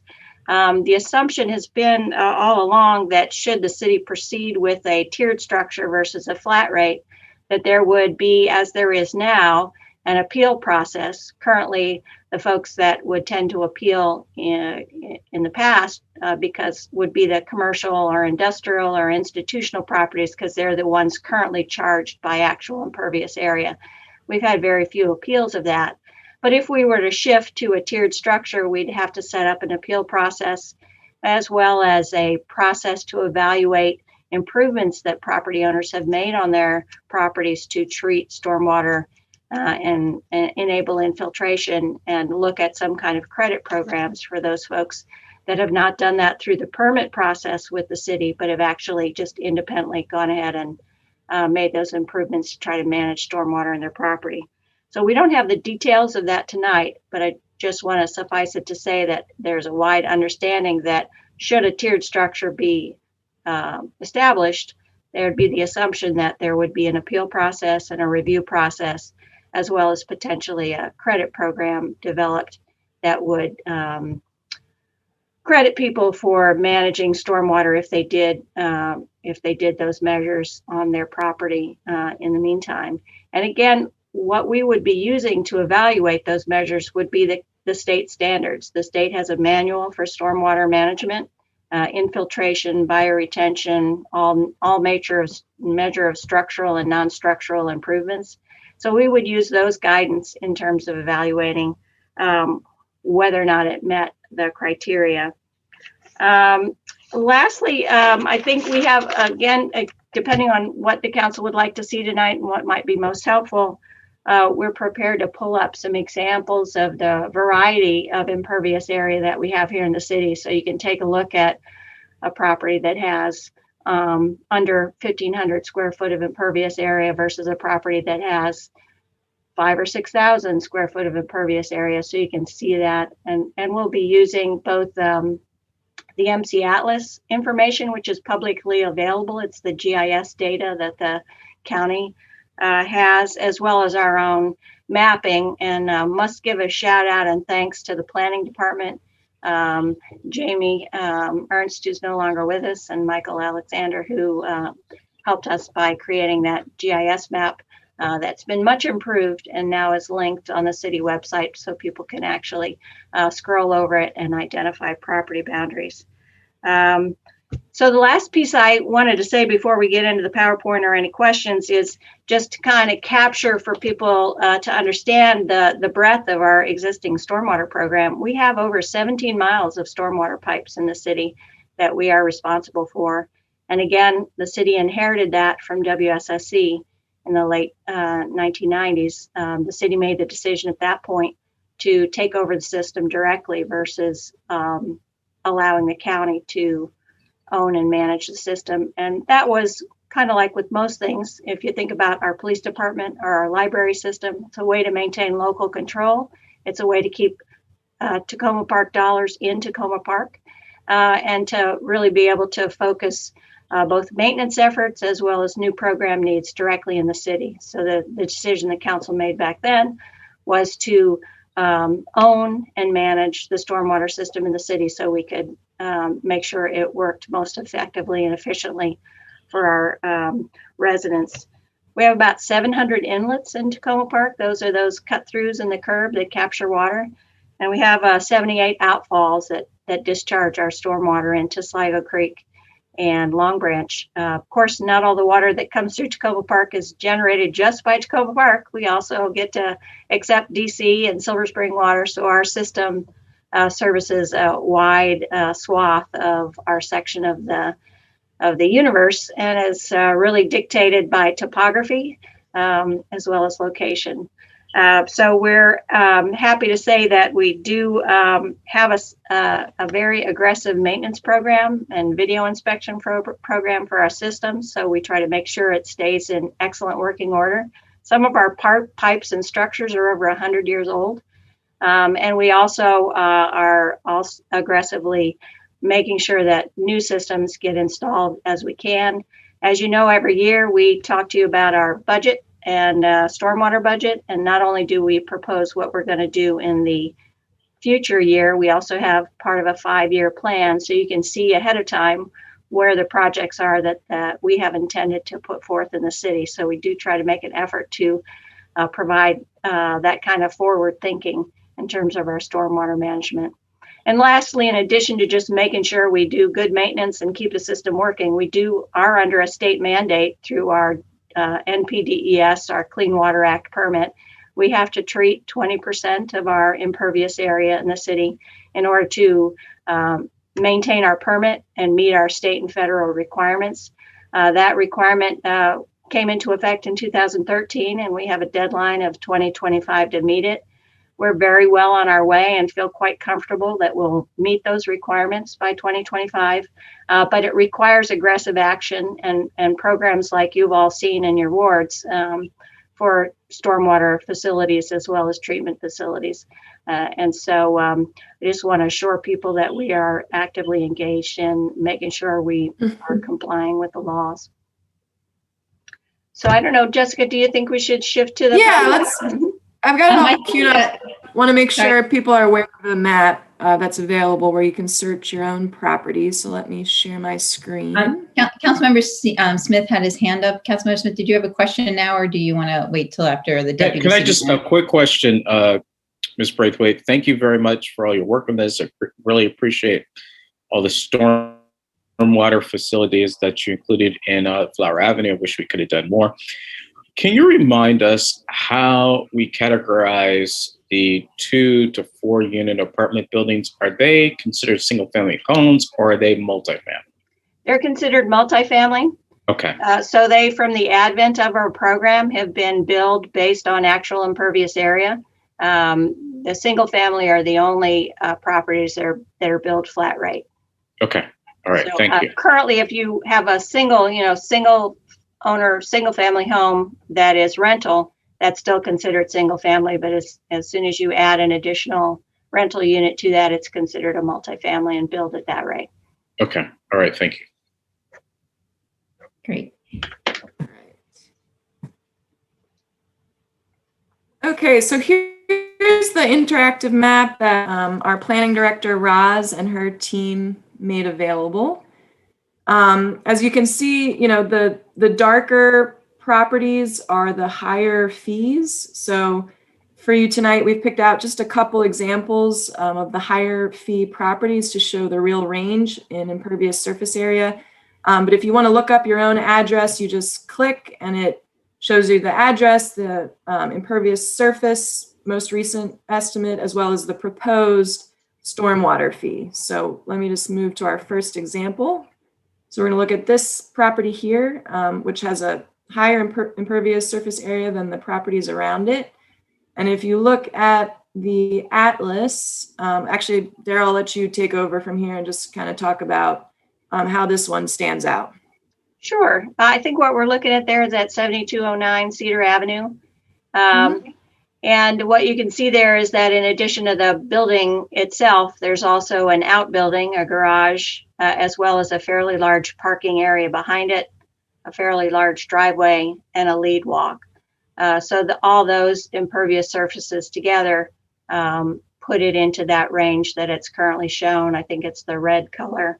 And I can't remember because I don't see it in front of me. If that's the 425 to 500. I do want to caveat this, that the system that Black and Veatch used, the LIDAR and the analysis that it does, is not able to determine a permeable surface from an impervious surface in terms of if someone went and replaced that driveway apron and created a 8-inch layer of gravel and special soils and permeable pavers on top, it would read as impervious to the LIDAR because all it's doing is reflecting the light and showing a hard surface.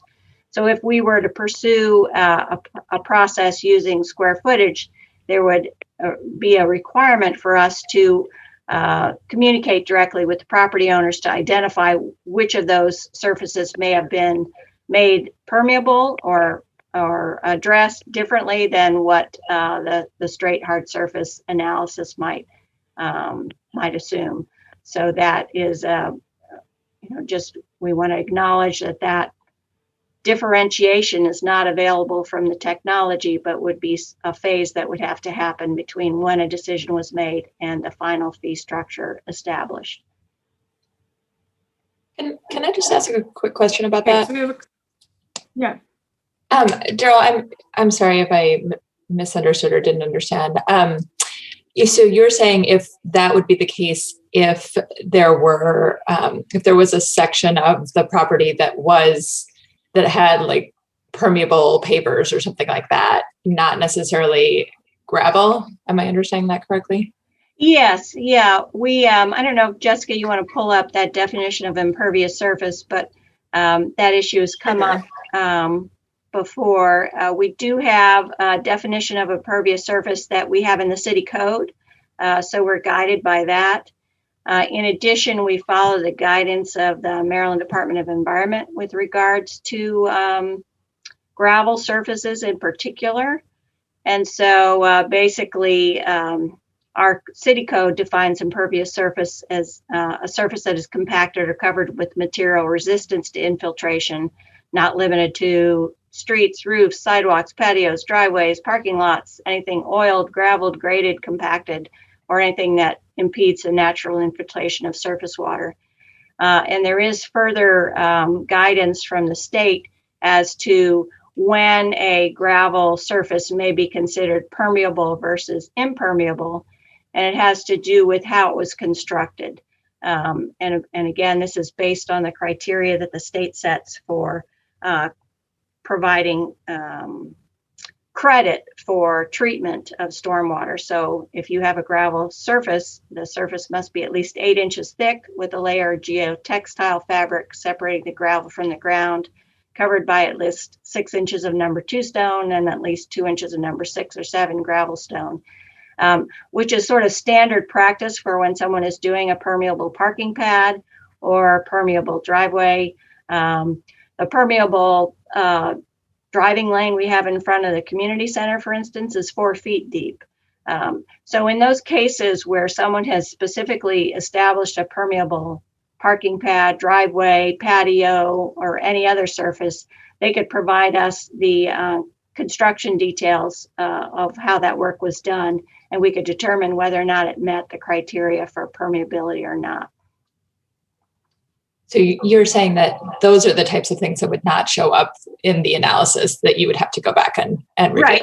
It would be reflected based on the LiDAR and the aerial photography analysis as hard surface. So it would just show up as hard surface. And so we would need to interact with the property owner to determine whether or not that particular section of hard surface was actually impervious or whether that it had treatment provided that would enable permeability.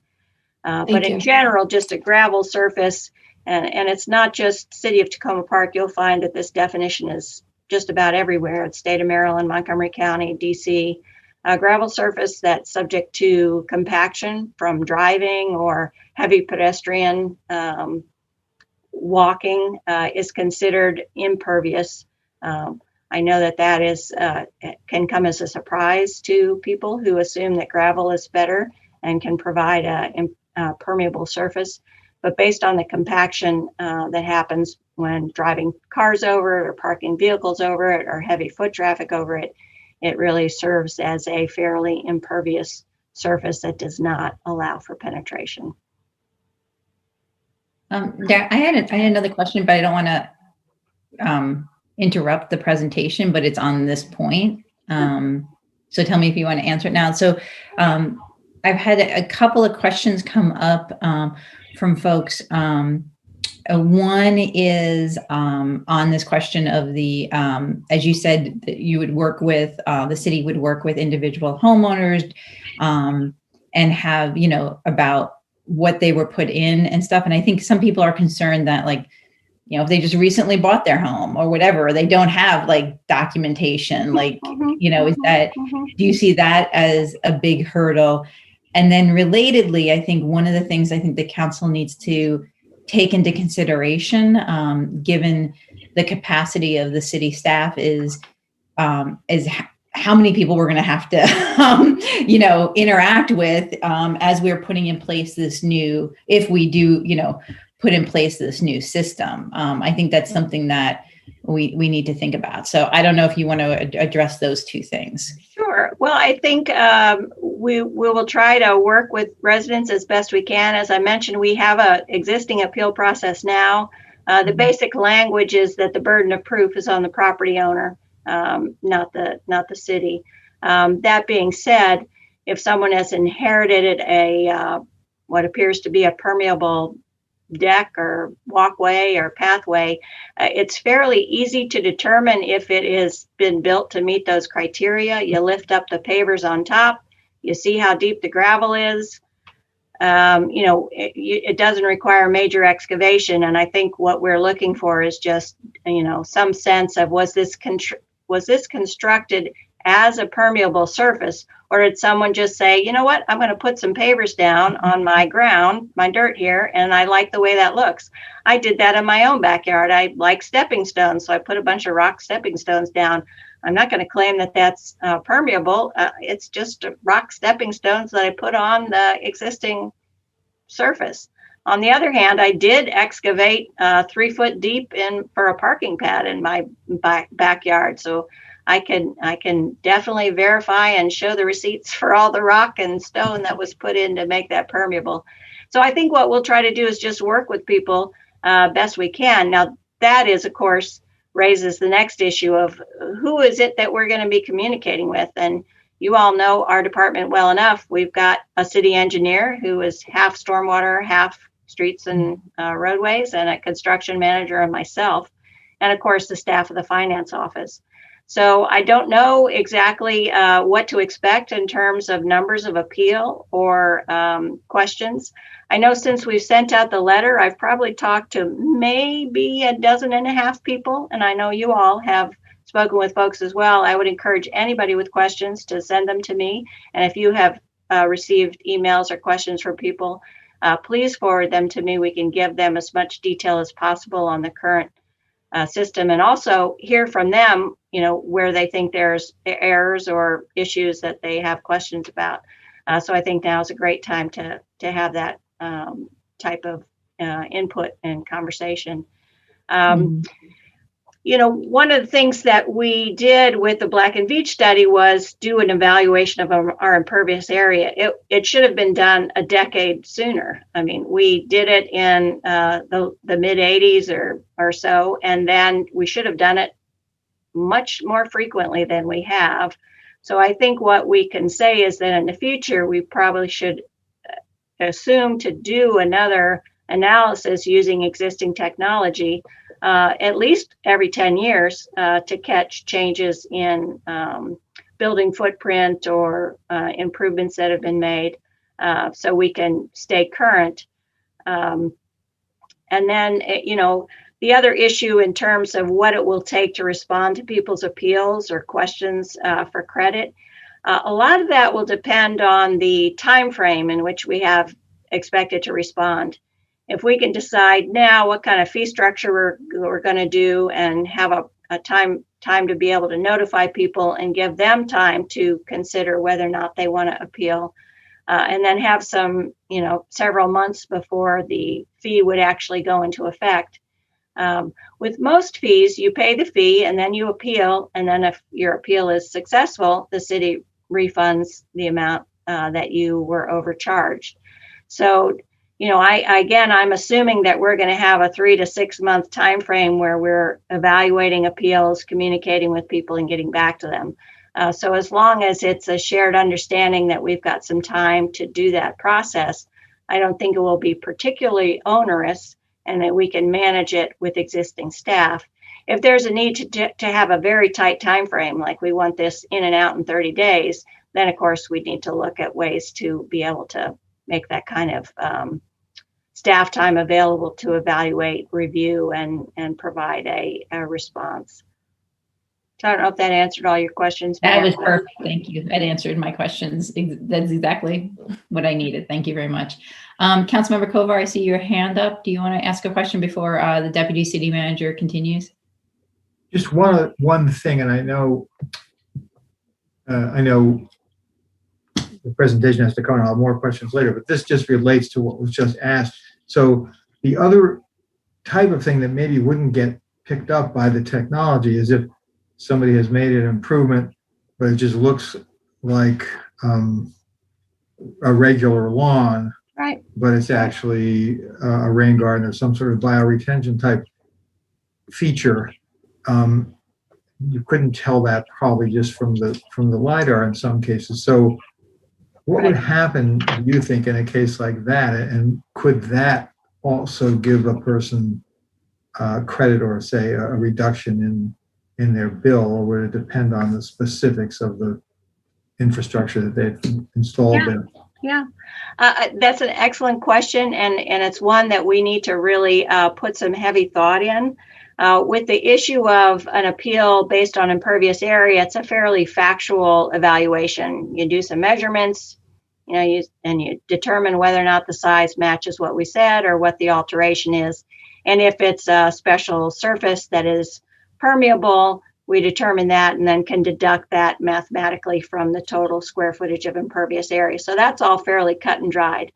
The issue that you raised, Councilmember Kovar, is related to individuals creating treatment facilities in their own properties. Say they've installed dry wells, or they have a conservation landscaping, or they did downspout disconnects that shoot their groundwater into a vegetated swale. My thought at this point is that we would use the same criteria that the state uses when we're doing those measures to provide credit. So I think there is a standard for what type of credit you get based on what the measure is. Typically, you're treating for a 1-year storm. That's not all rainwater forever, but just a certain capacity within a certain rain amount. So you get a certain credit towards treatment. So if we were to apply those same standards to what people have individually done on their properties, what I imagine we would come out at the end with is a credit towards treatment. So instead of the full impact of the impervious area based on their building footprint and their driveway and their lead walks, that we would apply the similar credit to their treatment effort that would reduce the amount of runoff that could be anticipated from that property. So I think that will really be a challenge in that we do have the Maryland manual that defines and describes what the treatment measures are. But I think similar to improvements made by property owners that are not currently there, people who moved into a property, some of that may be difficult to ascertain, particularly if it was not related to a building renovation that required a stormwater permit, where we've issued a permit, we have as-built drawings, we know what it is that was put on the property. So those that were just individually done based on good intention and environmental awareness of the property owner will have to work on a case-by-case basis to determine what that will mean. I think at base level, it will result in some type of credit for treatment that will reduce the equivalent impervious area on that property. But we're going to have to create the process for evaluating that. Great. Councilman DeBala, do you want to ask a question now, or should we continue with the presentation? I got the hint. I think my question was just answered, which Okay. was about cisterns that are put in during the development process when someone's expanding their house. So yeah, I get the idea. Credits for credits for things that are not obviously permeable, and credits for things that are treating stormwater, but that one's a little harder to create because you have to develop it yourself. The first part is relatively standard already. Okay, that's it. Thank you. Great. I turn it back to the Deputy City Manager to finish. Yeah, we just have just a couple more examples, and then we can Thank you. get back to the discussion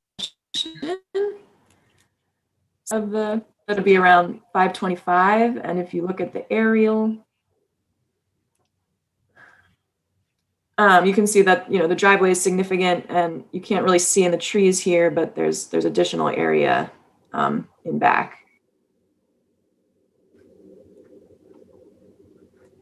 And obviously it's compared to around, significant difference there. And then as another example, here's another red property. And Daryl, are you familiar with this one? Yeah, that's on Lincoln Avenue. It's a fairly large lot, which I think is it can basically show the difference between properties. So in addition to the house, the building footprint itself, it has a fairly long and large parking lane, driveway, as well as an outbuilding in the back. So some significant impervious area. So that's what would put it up at the higher end of the analysis for impervious area. And then final example, this would be a lower bracket, surrounded by, the brackets right next to it. And that's this building here in the center. Yeah, I think the point that I wanted to make on this particular comparison is when you're wanting to know what the difference is between those folks that are going to be potentially paying less than the current stormwater fee versus about the same as the current stormwater fee versus more. Right here, you have a perfect example of three different versions. You've got the fairly large footprint house with deck and extended buildings out the back and driveway, compared to the house just south of that, which is a much smaller footprint, smaller driveway, potentially some decks in back, and then that house just further south of that, which is even smaller with a smaller driveway. So that kind of shows the variety within the existing property boundaries and why those three different tiers of rate structure. And I think, just to kind of bring it home, again, as I've said, we've spoken about this at length over the past couple of years. The decision before you tonight is whether to step away from the flat fee, which we have, to a tiered fee. I really don't have a dog in the race on this. Whatever the council feels best meets their needs. I think part of the analysis that Black and Veatch did, they recommended the tier structure to us because of the wide variety in impervious area per single family lot. I think that difference in the range surprised all of us. And it is a practice that's being done in other areas. That said, if the council is comfortable staying with the flat fee, I do want to remind you that we will need to increase the fee from the current $92 to $108 in order to maintain that $700,000 annual revenue generation that the fee provides. And part of the reason why the fee would need to increase is because one of the outcomes of the Black and Veatch study was to let us know that our assumptions about the amount of impervious area provided by non-single family residential was actually a slightly smaller percentage than the single family residential, based on the now average impervious area of a little over 2,000 square feet per property, which had previously been a little less than 800 feet, a little more than 800 feet less at 1,200 and so. So we implemented the new rate fee for the non-single family properties in the FY21 budget cycle. So they are now being charged appropriately based on their impervious area, assuming the average equivalent residential unit. And so we punted last year on the issue of single family rates. So what we need to decide at this point is how we want to charge single family properties, whether we want to continue on with the flat rate or whether we want to move to a tiered structure. Great. Thank you for that presentation. I also want to note for folks that the city manager sent us an email sometime this past week. Can't remember what day it was. It is up with our agenda because there are related questions, and Ms. Braithwaite touched upon some of those that every time we talk about stormwater do come up, like the history, like why do we do it in Takoma Park and why isn't it part of the county system? And so there's more, Ms. Braithwaite spoke to that tonight. There is more detail on that posted on the information the city manager provided us. As well as I want to remind folks that we did have a presentation back in the fall anticipating this work from Montgomery County's stormwater folks. And the clear message from, I think, that presentation is that they're completely overwhelmed. So with stormwater work. So that's just one issue. The other is regarding the rain skates rebate. That is something that we had discussed in great detail as a council, and there's more information on that as well. So I just, one of the things that we are focused on here is the fee, as Ms. Braithwaite has mentioned tonight, but I did want to make sure, because those questions do come up, that there is information on that as well. So now I am seeing some hands up. First, Councilmember Smith, and then Councilman Kostick. Thank you again, Ms. Braithwaite. So if we went with the tier system, when you spoke with the consultant, did they talk about anticipating future increases by future council if we use this tier system, one? And two, can a council tie it to some sort of index so that, it automatically kind of figures out that we need to collect more money for this thing? That's a great question. Currently, what the revenue generation is tied to is our analysis of the funding we need to implement our stormwater maintenance.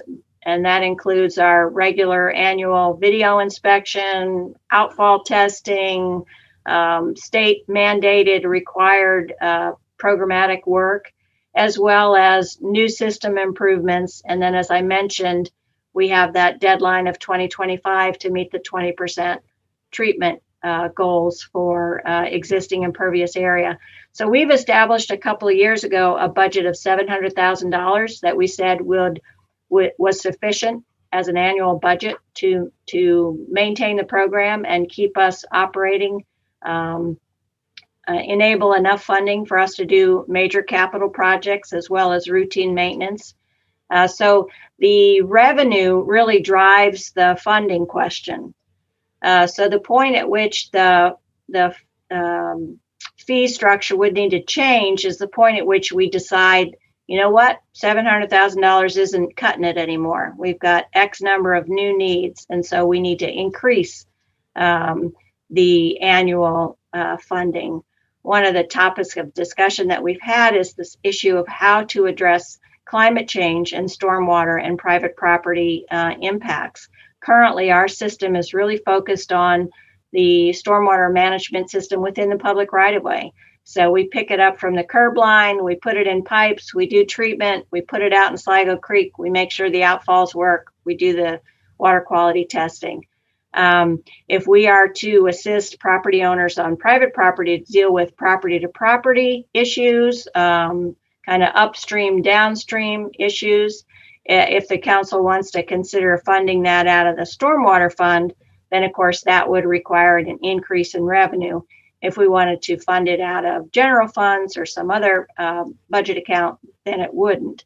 So the question of the fee amounts changing is really entirely tied to the outcome of the amount of revenue that you need on an annual basis to maintain our programs. So we do have a 5-year CIP that we've put together, and we do feel like the $700,000 figure has worked for the past several years and will work for the next, 5 at least.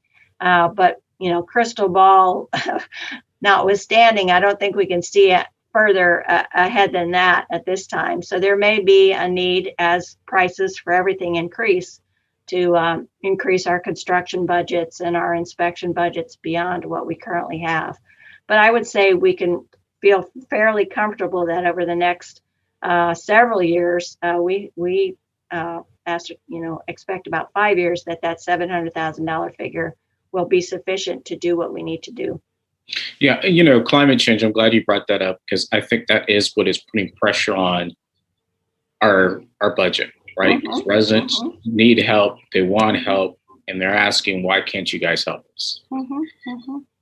But I think that there's somebody out there, whether it's a research institution, the feds with this new administration, someone's going to come up with a number or a formula to quantify what that looks like.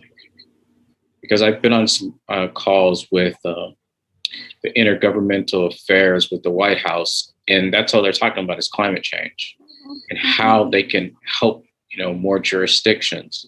So someone's going to come up with that number. I just want us to be prepared that, once that happens, you can bring that back to council. And I know you will bring that back to council so that we can, or future council can think about what that number is really going to be.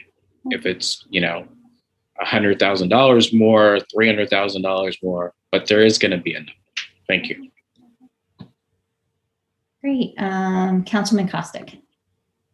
Thank you very much for all of the information and for reteaching us about this every time we have a new work session. I feel like I have to go back through it all every time. I will admit that I have sort of mixed feelings overall on the restructuring. On the one hand, I think it is, it makes a lot of logical sense to tie the fee to the amount of impervious space that people have and the amount that they're contributing to the stormwater system. And I like the aspect of this that standardizes how multifamily and single family and commercial properties are all having the same formula. To me, that seems like an equitable approach.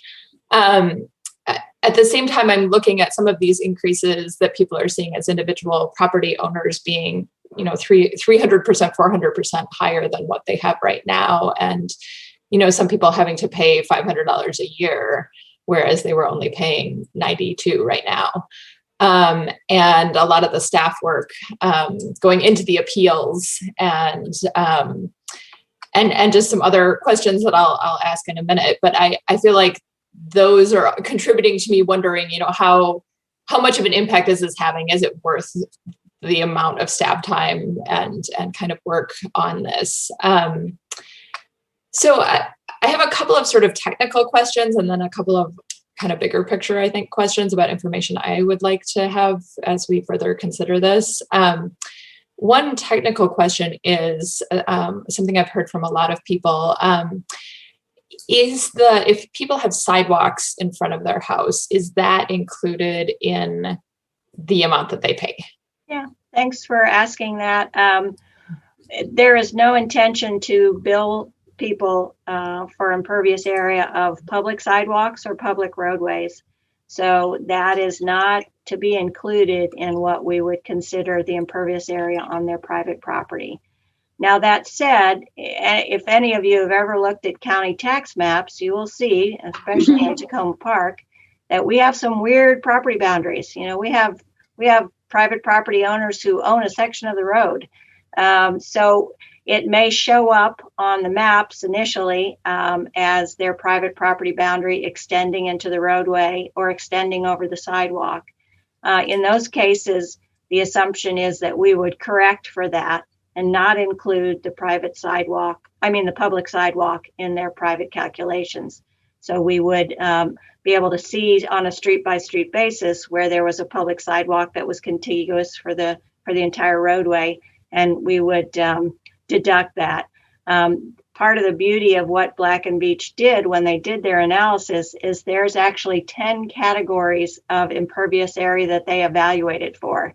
So they evaluated for building footprint, they evaluated for non-street related sidewalk, street related sidewalk, street surface within private property, street surface in the public right of way. So they've kind of categorized and identified in their evaluation the various impervious area totals they did.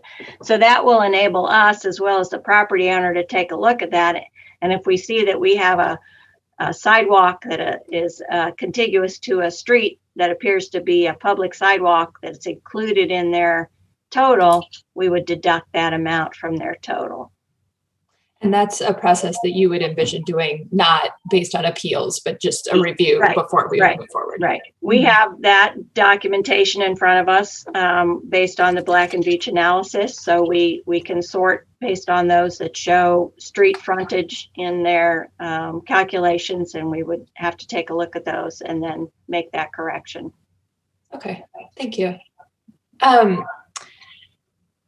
I also had a question. I think Councilmember Smith's question was very similar, and I was just kind of thinking ahead to how the increases in the future would be handled, especially if you have people who are paying $500 already per year, just continuing to increase that. And I think with climate change, we probably are going to see more of a need to focus on stormwater and spend more.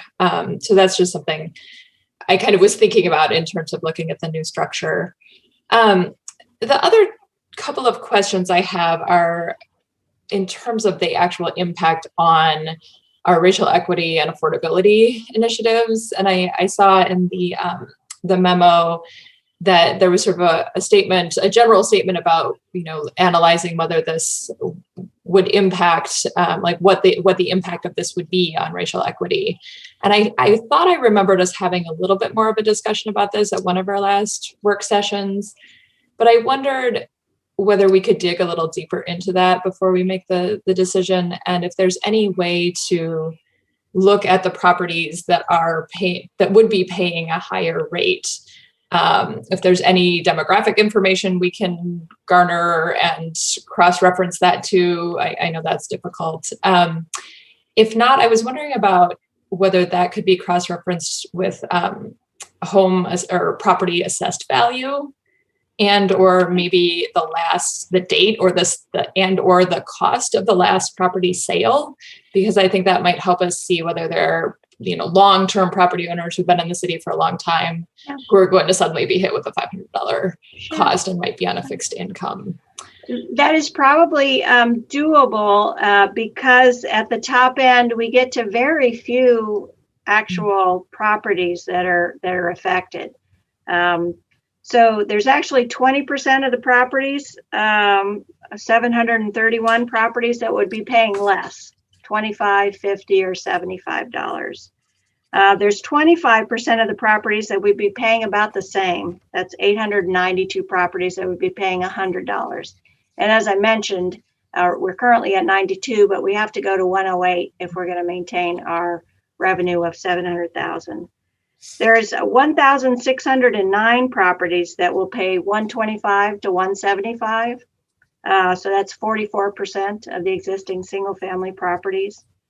And then as you go above 175, there's 10%, 351 properties that would be paying 200 to 275. And then once you get above 275, there are 51 properties. So 38 or 1% that are paying 300 to 375, 12 properties or less than 1%. It's actually 0.3% that would be paying 400 to 475, and one property that's paying above 500. So when you get to those numbers, you're looking at a pretty small frame of reference if you consider 300 and above. So if we're looking at 50 so properties, the initial map that planning did actually included all the data related to that property that's in the county tax record. So it shows the property value or the sale value. So we could take a look at that for those at the high end. Again, because we're talking about 51 properties, I think it's a doable thing. So I'd be happy to dig into that a little bit and provide some additional information about either the assessment value, whatever you think would be most useful, the assessed value, or I think we could at least make an assumption about length of ownership based on last sale. And again, that's totally within the tax records and the SSTAT records. So it would be feasible to, do that for that, quantity of properties if you wanted to see what that looked like at the top end. Councilmember Costick, I'd also like to note that, I recommended also that there be essentially a scholarship availability for hardship for if there's a particular property owner that's having difficulty. The other thing that, it used to be that the flat rate was easy to use because people had to send in checks. And so you remembered it each time. Now it's on most people's property tax bill. It gets paid by escrow. I mean, it's a little bit of a different system on that. So it's not something that's just, for many people, not coming out of their accounts once a year in a lump sum, kind of that's in a special way. But I do think that besides kind of whatever investigation that you'd like to see, we do have the opportunity to work with people on a hardship issue. When it comes down to looking at race, it's really hard. We can estimate by the old data from the old census blocks, but we can't easily do that on a house by house basis. Thank you. If I would be really interested in seeing what the data showed at the upper end, but I also wonder maybe on the lower end, if you could take a look at the properties that would be reduced down to 25 and 50, because that might also be, one of my concerns about raising the rate overall and having everyone pay 108 is the impact on those property owners who actually would be paying less and maybe shouldn't be paying as much. So I'd be interested if you could take a look at that as well. Sure. The other thing I wondered about was, as we look at trying to provide opportunities for greater density for transit accessible housing and ADUs and, potentially not just single family, single homeowner type of situations. I also don't want this to disincentivize people adding an ADU to their property or building a townhome on their property or things like that. So I think it would be useful to think about how there might, and maybe that means we shouldn't move forward with it, or maybe it means we need to build in some type of exception for that in order to encourage those types of properties. Councilmember Kostick, I'm confused on that, because now if you become a multifamily house, then you have to pay by the amount of the property. Right, that's true. Mm-hmm. But my understanding is that an ADU would not qualify as a multifamily. I'm not. When the question was raised, I wanted to go back and look at that. So we will look at that. Okay. But obviously, we are trying to encourage more use of properties. And one of the downsides on this could be that if we don't change this, then they are penalized perhaps more than. So that's something that we'll need to look at. But I need to find out the answer on the ADU. Okay, great. And then I guess I'll just add in a couple of final thoughts, and I might follow up with you as well, Ms. Braithwaite, with some email questions. I would say if we do move forward with this structure, I think we should look at doing some type of subsidy for the phase-in period for the higher fees, which I think we talked about previously, so that those people have an opportunity to kind of get ready to pay a higher fee, and also plenty of notification ahead of time so that people can be prepared with a higher rate. The appeal process we talked about, the assistance scholarship program, definitely that needs to be available to people. And then the other thing I was really thinking about is that it seems to me, I've heard from more people about stormwater in the past month since this sort of started to be talked about than I've ever heard from about stormwater. And it seems like a really great kind of, in a way, one-time opportunity to capture people while they're thinking about it.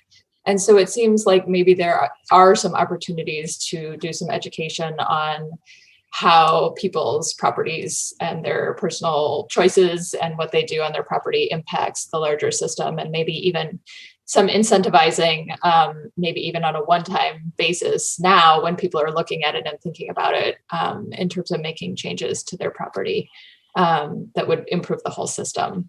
So I'd be interested in recommendations on that. And I think as you delve into the information that is provided, it starts to make sense to you, but it is a lot for people to digest. So the more that we can just make it easier for people to understand what's being discussed and why and what it would involve, that would be helpful. Thank you very much. Great. I'd like to piggyback on that last point that Councilman Kostick raised, because I do think we have some really good information on the website, but there are I think there's probably, if I was to count, 5 core questions that keep coming up. And I think we've hit upon almost all of them tonight. And Ms. Braithwaite, I know in the emails that I've been CC'd on that you've responded to, it's there, but I think adding some of them to the website or having some kind of fact sheet available to folks would be really helpful. And I know all of us on council would be more than helpful to help identify them. But I kind of feel like there are maybe 7, but there are definitely 5 that are just the repeat customers that I see come up, and people, once we provide that information, most of the folks who I've been communicating with, it makes a lot more sense to them. So I think it would be helpful to have that in one place, especially also so that you don't have that we can share that information, and you don't necessarily need to be doing all the great work you have been doing over the past 2 weeks, but I know it's a lot answering individual emails. Sure. Yeah, happy to add that to the website. So any guidance you guys can give about those major questions that keep getting asked. Mm-hmm. Great. Councilman Searcy. Yes, so I want to echo Councilmember Kostick in saying thank you for being a broken record and repeating to us time and time again what you have previously presented to us. And I do want to echo the sentiments of, while we have people captive and paying attention, it's unfortunate, but usually people don't start paying attention till you talk about mandating something that's going to hit their pockets. Then everyone is a captive audience. So we might want to use this as an opportunity to not only educate folks about, this particular issue in terms of the fee, but also things that they may want to consider in terms of managing stormwater on their property. And I know you did this already, so please forgive me.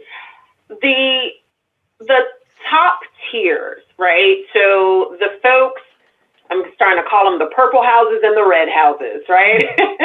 The folks that are at the top end of the curve, I like to call it, like the nice bell curve that you've created with the data in terms of the cost allocation. Given that small number of houses that's on that tail, would there be a substantial impact to our overall cost if we were to cut the max off at the 400, like at the purple stage? So make the purple houses and the red houses pay the pink fee. Does that make sense? I hear what you're saying. Yeah, again, because we are talking about a fairly small number of properties. I mean, of the total little over 3,600 houses, we're talking about 51. So houses. It wouldn't be tremendous.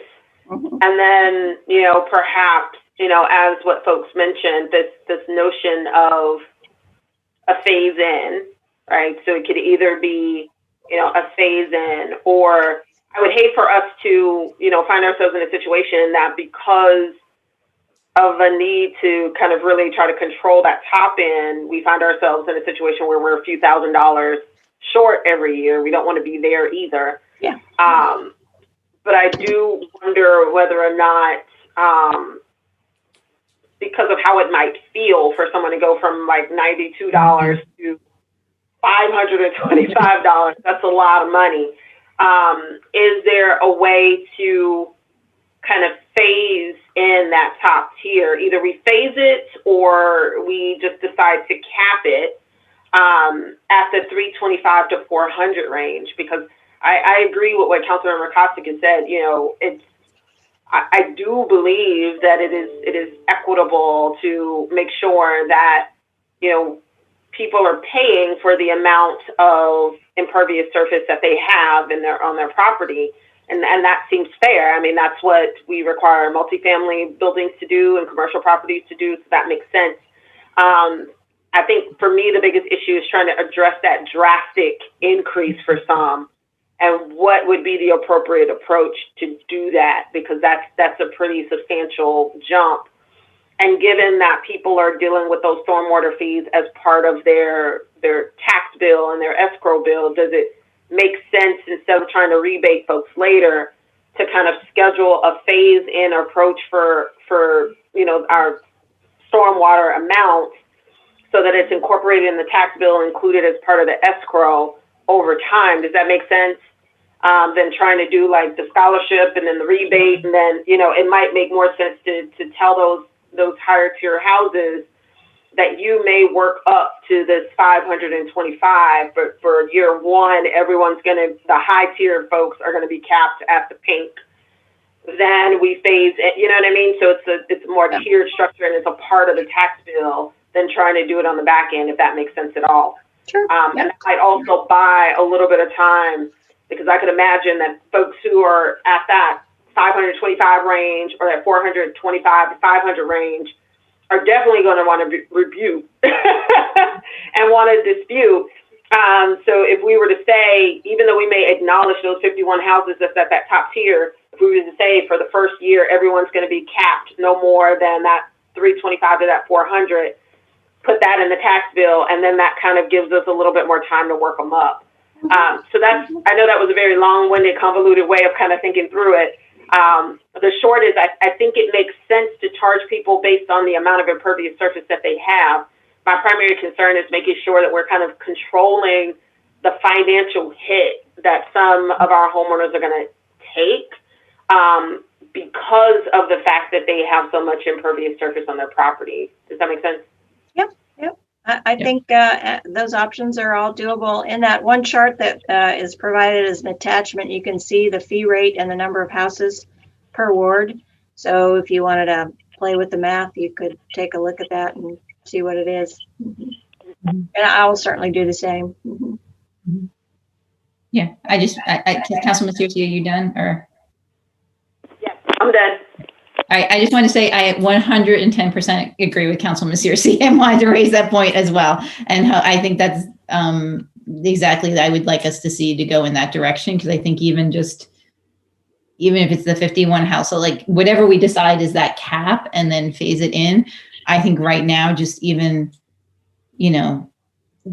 going from the whatever, even if it was $108 up to like 400, like, something over $400 is just, it's a big hit for people right now. And so I'd like to see us, and I think this might be, and again, this is something, Ms. Braithwaite, I'd like you to think about, as Councilman Searcy said, easier to do this year than putting in this process, doing the appeals, and then having to worry about scholarships. And I mean, we may still want to do that for folks in the 275 plus range anyway, because we may have to do that. But it seems like there's a lot we're trying to do. And so to me, it seems like that capping or phase in, because we're directing it and it would happen automatically, would be simpler than folks requesting a, consideration of a subsidy or requesting assistance. So I think it would be simpler to implement. Right. And I think also, like, the idea of somebody having to request and everything, there's also that burden. And so, again, in a year that we've had a decade in a year, I think making this as easiest as we can on residents would be the best. Okay. Let's see our Councilmember Kovar.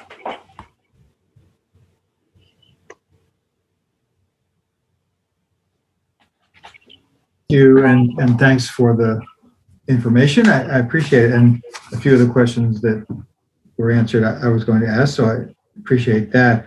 I will have a few other questions, and maybe some can be answered tonight and others later, but I wanted to make some more general comments. First, I do think that moving toward a tiered system is more fair, and we ought to, or fairer, and we ought to move in that direction ideally.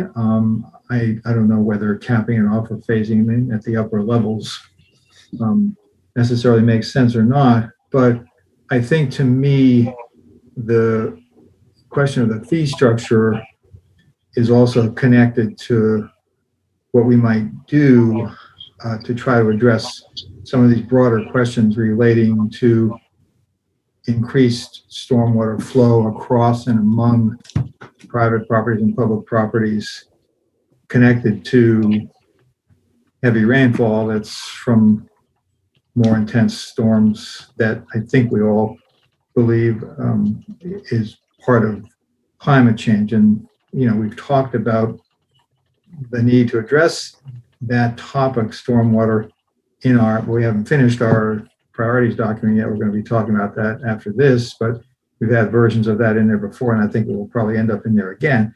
And we also have it in our climate change framework, and we've also submitted testimony. Councilmember DeVos drafted. We submitted testimony calling for adjusting some of the criteria and standards that the state uses for stormwater and flooding. And in fact, in the discussion we had about the zoning change that actually Seth Grimes mentioned tonight in the public comment period, but when we were talking about the other day, one of the points was that if you have more parking because you built a duplex or a triplex, and then that could lead to more land being paved over. And so all of those questions indicate, I think, that we've agreed that this is a priority. And certainly the big storm that we had last September, and then we had a larger number of them a few years prior to that.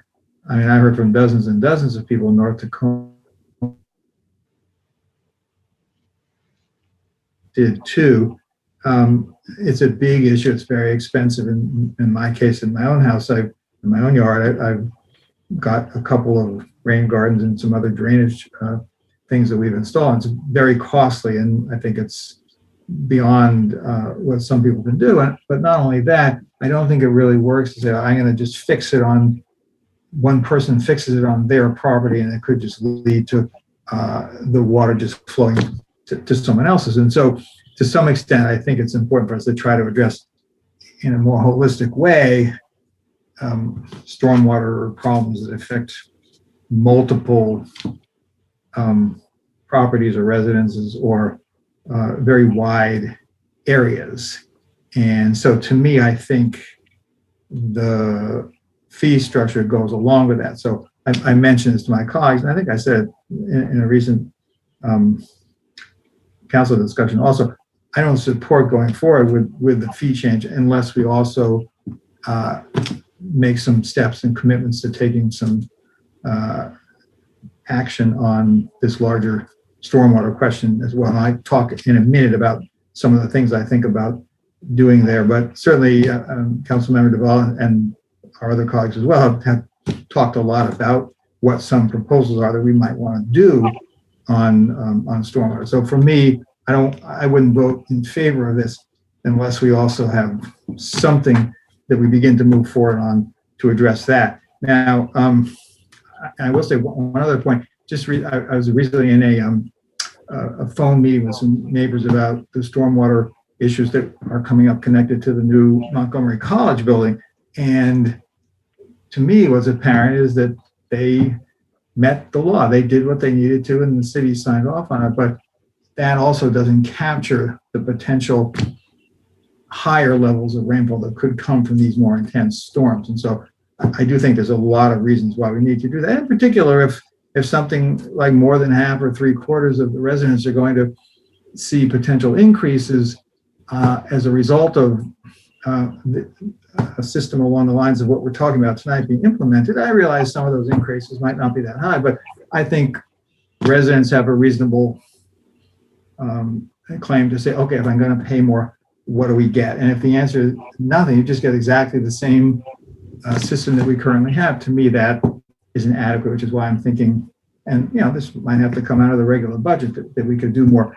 work there. So before I ask the questions, I'll just say some of the things I've been thinking about that we could do to address this would be one, and the city manager mentioned this, establishing a resilience fund in the budget that could be used for more than just stormwater in the budget, but that would be one thing.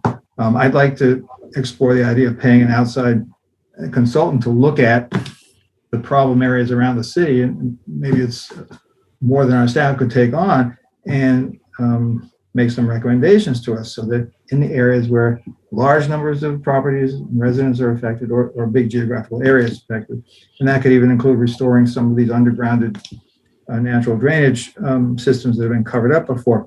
I know it's possible to have stormwater runoff from a property connect directly into our stormwater system, but I don't know how easy it is. It's a lengthy permit process in some cases. I'd like to see us try to make that easier.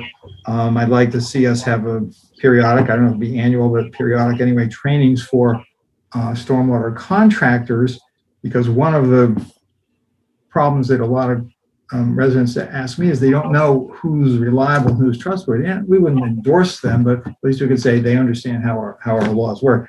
Two other things that I would suggest is this is sort of modeled on what we did in the tree ordinance, where when there's more than 10 trees to be cut down, there's a public process, a public meeting, more communication, things of that nature. I think that where there are larger institutional or commercial or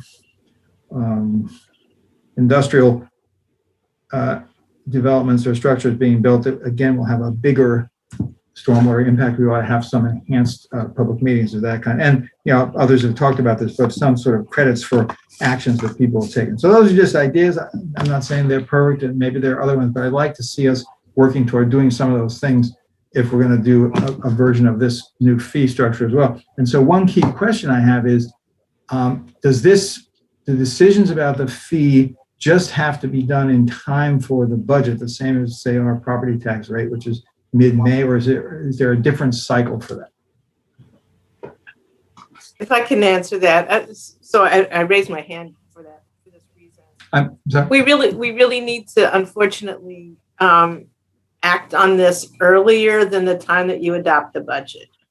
It requires code change, and it requires a lot of prep work for what gets submitted to the county, and so I think it ends up being, an agreement by council that that's what you'll consider during the budget for some of these other kinds of things, because the things that you're talking about all have a budgetary impact. Right.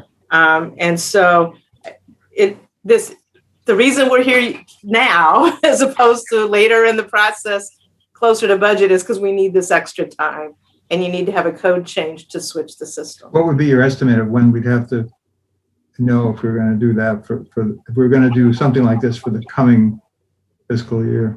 Early, pretty fast. That's why we have the public hearing scheduled on the 24th, and then I would hope that the council would act in March. Yeah, we already have, it's already on the calendar. Right. And I just want to remind our colleagues that we were supposed to do this last year. We had started talking about this last year, and because of COVID, we were not able to get the information out to residents, right? Such as the letter or hold a public hearing. That was all to be scheduled last March. So we kind of punted last year on this during our budget. And so I think and you had to pay $50,000 to help support the stormwater fund, because there wasn't enough money coming in to total that $700,000. Well, I recognize that the things I'm talking about cost money. I'm just trying to understand what the timing is. So that's been answered, and I appreciate that. A couple of more narrow things that people ask me about, and if there's no immediate answer available, if it's just this is kind of what would have to be figured out, that's okay. But so if there's a shared driveway, for example, or if someone has a pool, or if there's very uneven terrain, so is there a difference between a flat yard and a hilly yard? And I don't know, Ms. Braithwaite, whether you can talk about any of those kinds of things. Sure.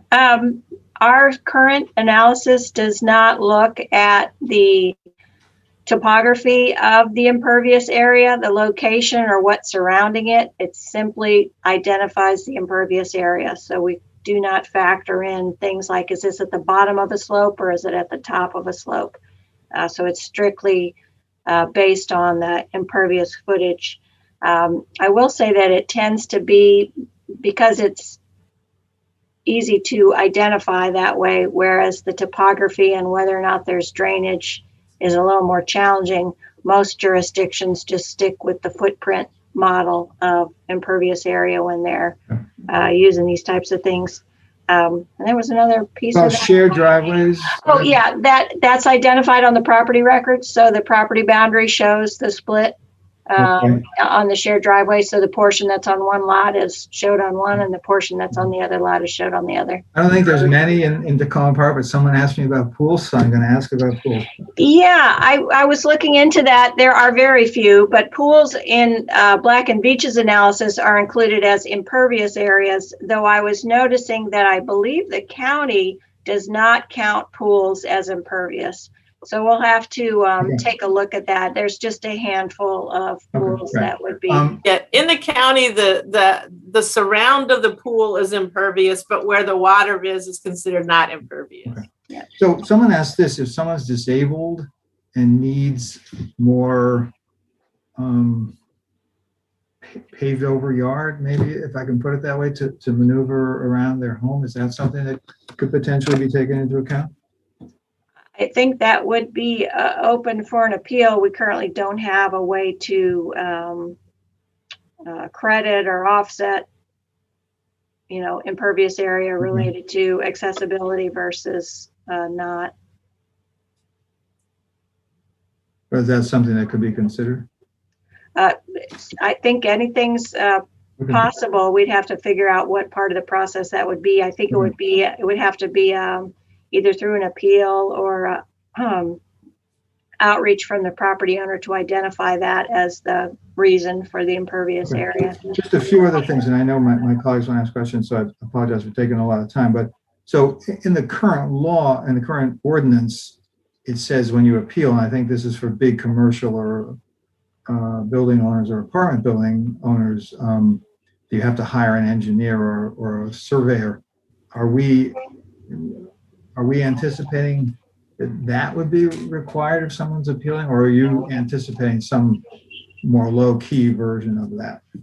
I think we would want to maintain the assumption that the burden of proof is on the property owner to provide information that counters what we have based on the LIDAR and county tax record and GIS analysis. I would think that the way they would provide that, I don't know if we would require stamped engineering drawings. I think they would need to just show us the calculations that indicated there was something different. If they had a receipt from a contractor or something like that, well, if we were talking, if we're talking about challenging or appealing the footprint issue, that's one thing. If we were talking about requesting credit for a treatment capacity, I think we would need for them to document how it was constructed and what was there, because you won't always be able to tell from the surface. So they'd need to have a contract or construction drawings or construction details that would provide verification of that. So just two other questions, and then I'll pass it on to others. A lot of people asked, and maybe you can just say a word about this. So for the 700,000, which is the annual budget, people have said, is that only used for stormwater projects? And I think the answer is yes, but that may include both salaries for people and infrastructure work that they do. But can you just say a couple of things about how the money is used and respond to this question of whether it's used for anything else? Yeah, it is entirely used for stormwater. It can't be used for anything else. So because you guys established the budget as the stormwater board, and that is those funds are in a special budget. So we have a stormwater budget, and both revenue as well as expenditures. So it is strictly and only used for stormwater. In terms of personnel costs, we have a whopping 0.75 FTEs that are charged to the stormwater budget. So that's the half time of our city engineer and a quarter time of our construction manager. They likely spend much more time than that on stormwater projects and issues, but that is what we assess for the stormwater fund. So last question. I mean, it sounds like and several of my colleagues mentioned this too, it sounds like the appeal process could get really complicated. And we did have one resident who spoke in the public comment period suggesting maybe there should be fewer tiers. I don't know enough about it to be able to say that, but are you concerned at all that it could potentially require another percentage of an FTE to manage all of the appeals that might come in? Or is it the type of thing where the first year there'd be a lot and then after that it would go more smoothly? Or is it worth it to create a big administrative? Yeah, I don't anticipate the need for additional FTEs. Again, kind of my comments earlier, it really depends on the time frame that we're assuming for receiving and making decisions and refunding funds if we determine that the amount that we charged was in excess. So if we have a significant amount of time to do that process, 3 months or 4 months, then I don't anticipate that we'll have a need for additional staff. I think we can, within Public Works and Finance, be able to evaluate the appeals that come in. That said, who knows? I mean, how many appeals will come in? And we may have issues with appeals come in and we send them back for more detail and information. So they may extend out for quite an amount of time. All right, thank you, ma'am.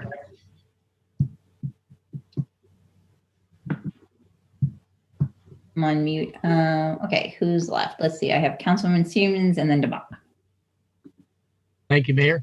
Yeah, this is important because right now we have an unfair way that we tax people for the stormwater budget. But at the same time, we also have serious stormwater problems within the city. And it's not for everybody, but it's for a lot of our residents are having problem with stormwater runoff and damage to their property from it. So I guess my first question is, is all this realignment of the fee going to sweeten the pot so we can do some more remediation, or is this really just to pay the bills where we are right now? It's to maintain the budget that we've established annually and that we have for the next 5 years. So it's a status quo budget. That said, we do have some fairly aggressive programs in the capital budget, both for this year as well as future years. Though those projects are all on public property. Right. It's the change in fee structure is to be more equitable in the way that we tax for stormwater. But we're still at some point going to have to, should I say downstream, we're going to have to look at the work that we do, because there's a lot of the stormwater problems that we have within the city that is affecting residents and their properties is on private properties. That's something we're going to have to handle in the future. But separate and aside from tonight's discussion, I would just say, and I'm on I live on a property that the fee is going up I would say two tiers, because from where the price is right now to where it's going to be, it's a significant jump. But aside from that, I think it's important for us to move to a equitable fee structure. So I support the proposed fee structure. But I also certainly understand the concern about that Councilmember Searcy brought forward about the significant jump that some of the properties in the city have. Looking at the map, I'm surprised to hear that it's 50 some properties, but the purple, red, and black are jumping more than I would consider fair at this point in time. The switch, if we do it, if we implemented it as Councilmember Searcy suggested, we would go to the new tiers for the 3 lower levels, and then we would kind of cap the fee increases on the 3 higher levels.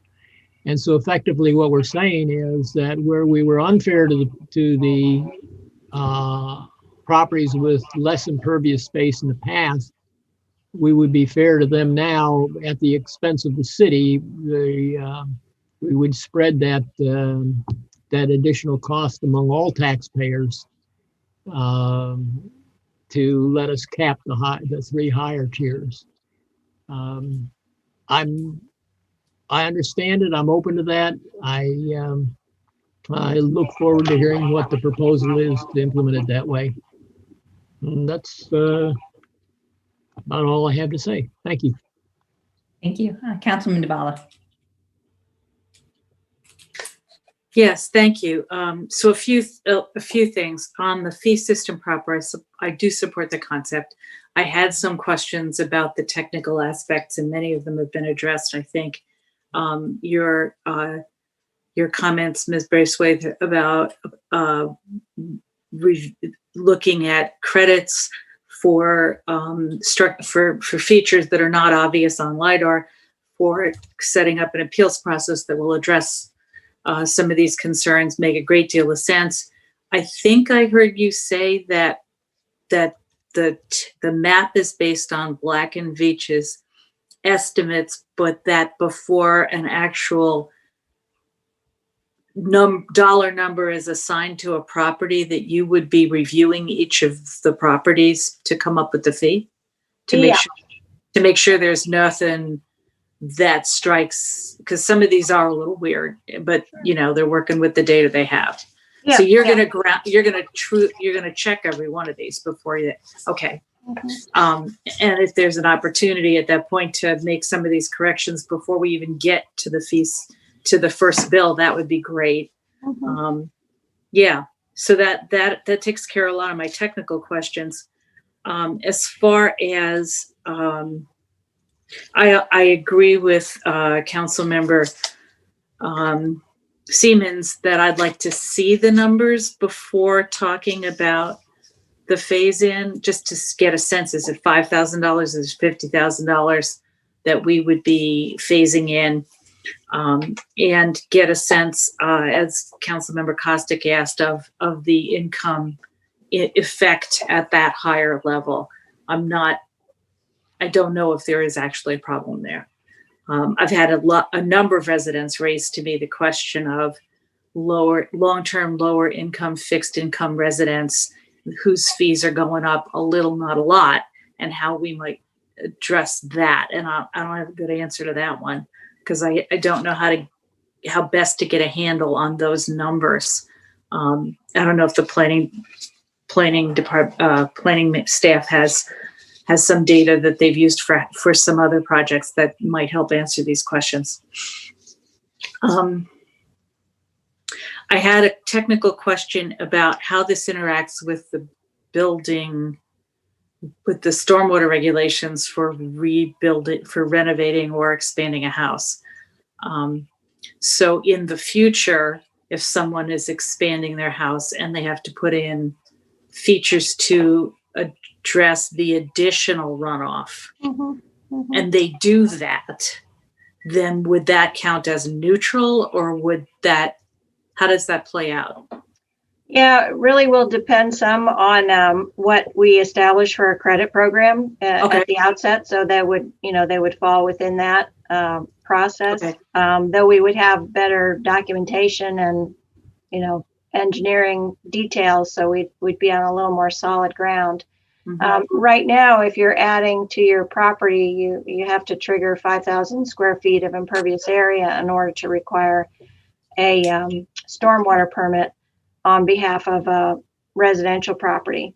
For commercial or industrial or institutional, it's any change in footprint. So there's that 5,000 square foot hurdle that private single family properties would have to undergo. And then depending on the amount of impervious area, that would be considered a redevelopment, which again, you're then required to treat 50% of the 1 year storm. So it's not a full capture, it's just a portion, which will be the same thing that we'll be addressing with the credit program. It's only going to be a portion of a rain event. It won't be 100% of a rain event. So. Okay. And so another, going to my next set of concerns. So both council members Searcy and Kostick noted that we have people's attention, and this is a great time to educate, if at all possible, and recognizing, as everybody has already, that you're already working full-time and then some. But this is a great time to add a few resources to the website. I've had a couple of people in Ward 2 who are expert in this field suggest some things to me. I can get that to you. We can see if it's appropriate. Link to the county website and all the great maps they have. Some information, the FAQs. I think that's a great thing. If we can pull it off, that would really be this is the perfect time. And along those lines, people want to know either can they get credit for work they've already done? We've talked about that. And what can they do? What can they undertake to manage their runoff now that they realize what kind of a problem it is? What can they do? So this is a moment, I think, that we'd like to take advantage of. And I do agree with Councilmember Kovar and Siemens that we need in this budget cycle to address both the questions of incentives for individual properties, if that is possible. And I'm reminded of the conversation with the county where there were a couple of the lower, less expensive measures that had higher impact on runoff. Can we at least let people know what those are, build some education around that? Maybe there's an incentive, maybe there's not. And I would like to see for this budget some options laid out about how to address both the individual and the longer term and the multiple property. And there's a number of ideas kicking around. I won't go into all of that right now, but I would like to see that so that we can have that substantive conversation soon about what we do to tackle this problem, what the next steps are. Thank you. I think I'm about to run out of battery, so I'm going to stop talking. Okay, because you went off video. We lost you. We heard you. You went off video. That little flash. You guys go on ahead. I'll be right back. Okay. Right. Okay. So what I hear for next steps is we have the public hearing next week. Is it next week or the 24th? I thought it was the 24th. I'm sorry. I skipped a week. I'm sorry. My apologies. I skipped a week. We have the public hearing and then we have another work session. So we have 2 weeks.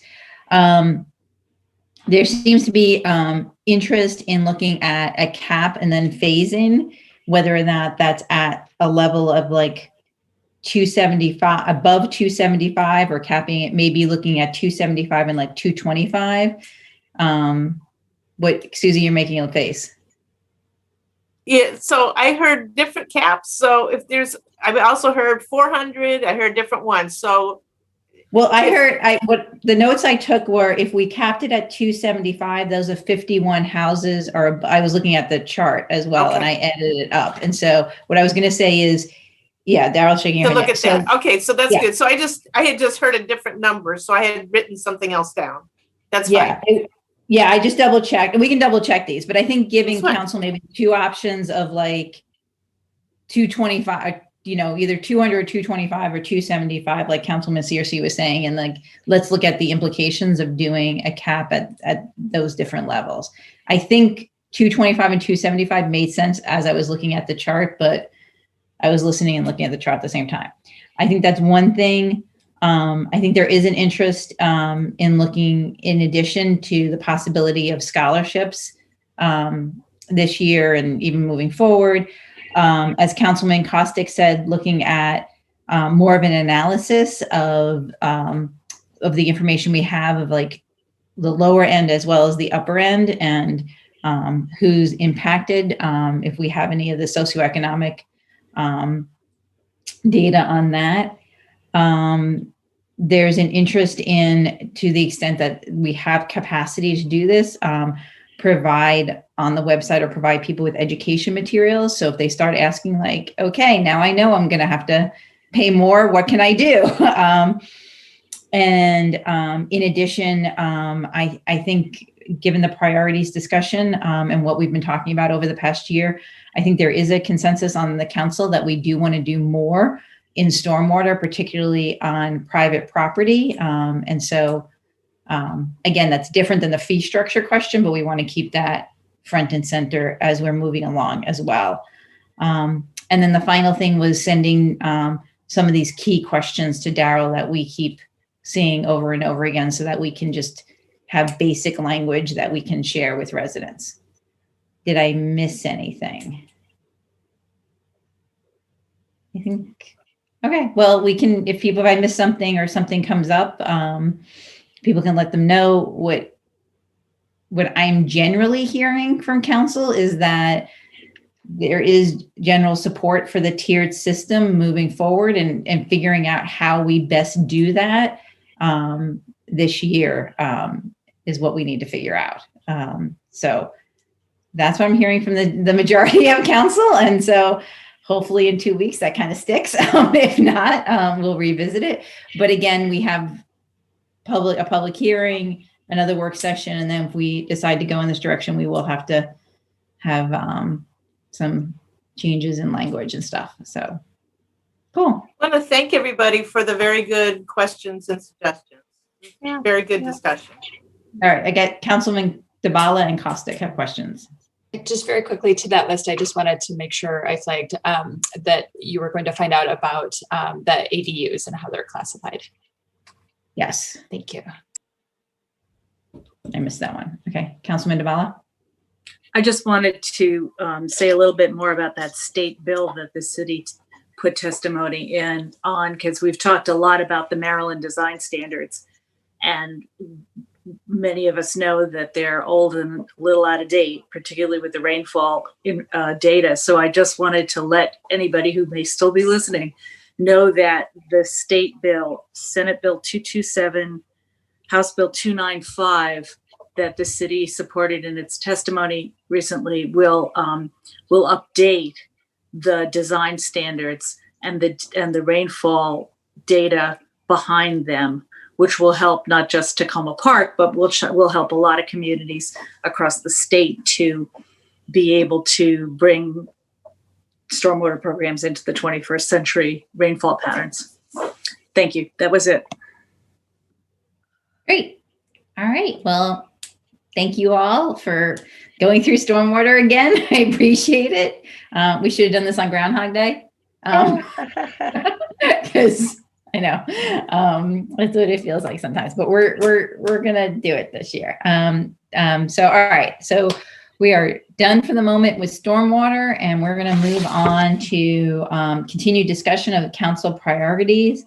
Well, we thought we've been spending since mid-January when we had our retreat, talking about our council priorities document. We've made a lot of headway on that. And in talking with the city staff, it looked like we were at a good place to pause a little bit on us talking about our priorities and mucking around with this document, and listen to some feedback from the city staff as they have been listening to our deliberations, so that we could take that into consideration as we move forward in finalizing the document. So it is 10:45. The goal for tonight's work session, if everyone agrees, is for us to listen to staff feedback, ask questions to clarify, and then take that away with us so that we think about it and then come back next Wednesday ready to pretty much finalize our priorities document. Does that sound good with everybody? Okay. And we won't vote on it next week, but like finalize it and then we'll have a resolution that adopts it. But all right, am I turning it over to you, Susie? I guess so. And I'm going to try to share my screen if I get the authority, if I can do that. Let's see.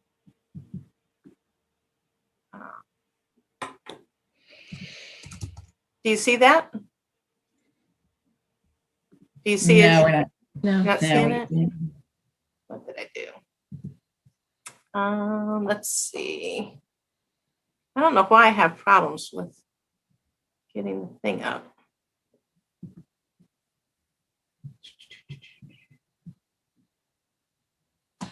I can pull it up, Susie, if you Yeah, need. why don't you pull it up? Because for whatever Okay. reason, I do something weird each time. Okay, 1 second. Yeah. Make sure it's the new one. Yep. Okay. Now I've lost myself here. Okay. So do you see that? Mm-hmm. Okay, so thank you, Jess. I'm gonna play sometime. So I appreciate, first of all, that we have the opportunity to share our thoughts. Our council, the council does a wonderful job of thinking through priorities each year, and then our staff enjoys listening to it, and then they enjoy discussing it, and then they worry about things, and it takes a little bit of time to go back and forth. Mostly, we feel really good about the kinds of priorities that you put forward, but we often know a little bit more information about some of technical ways of doing something, or we see something that you might have missed. And so we've had several different meetings of our senior leadership team to go through the draft documents, and of course, they've been watching the council meetings as they go forward. So next slide. So your city council priorities are to set the vision for the upcoming budgets and work plans for the next 2 years. And sometimes they have a longer view as well. One of the best things about setting the priorities is that it gives us guidance, particularly when unplanned opportunities arise. And we say, oh, good, we can make progress on some of this that's laid out. And it also helps when we're applying for grants or legislative requests, we can identify that it's part of the council priorities. Next. And so thank you. We really appreciate the hard work that has gone into this document and into these discussions. Next. So just go on to the next slide. So as the staff was reviewing the draft documents and listening to the council discussion on the priorities, there were a number of key themes that I heard from staff. One was administrative needs that the staff has to deal with COVID-19 response. What is it that is the impact on our staff and how to get through this time is something that we would appreciate kind of realizing, as well as identification of technology that would help improve our service to the council and to the community. The next theme was a desire for flexibility in project implementation. Many of you have really specific good ideas about how to accomplish something or a project or a product that you think would be great. We listen to that, we take note of it, we may have already suggested it or want it, but for the priorities document, we would ask that you, in writing it, be more flexible in the terminology so that as we may have opportunities to do something or we hear from the target population that they want it a different way, that we're able to handle that. And then we want prioritization from you as the council of among these priorities. Particularly, we have a new city manager coming on board, and that will have an impact on how much work can get done. Next slide. So with the city manager coming on board, there may be a period of time that's vacant after I leave on July 1st. There will be time required for the new city manager to get onboarded, to familiarize themselves with the city staff and processes, to working with you, to working with the county and other agencies, and to become familiar with the community. They may think they know the community, but until you're in the job, you don't realize all the different aspects of the community you may need to be familiar with.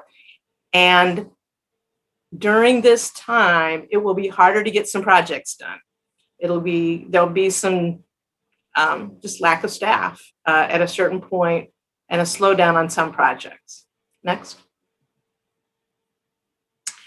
So the impacts of the pandemic on city operations will continue to be felt for several years. We'll have financial impacts. One of the things that we need to remember is that income tax impacts won't be felt for another year or two. And so that's something to be thinking of and being careful about. Resident service needs are going to continue for quite a while.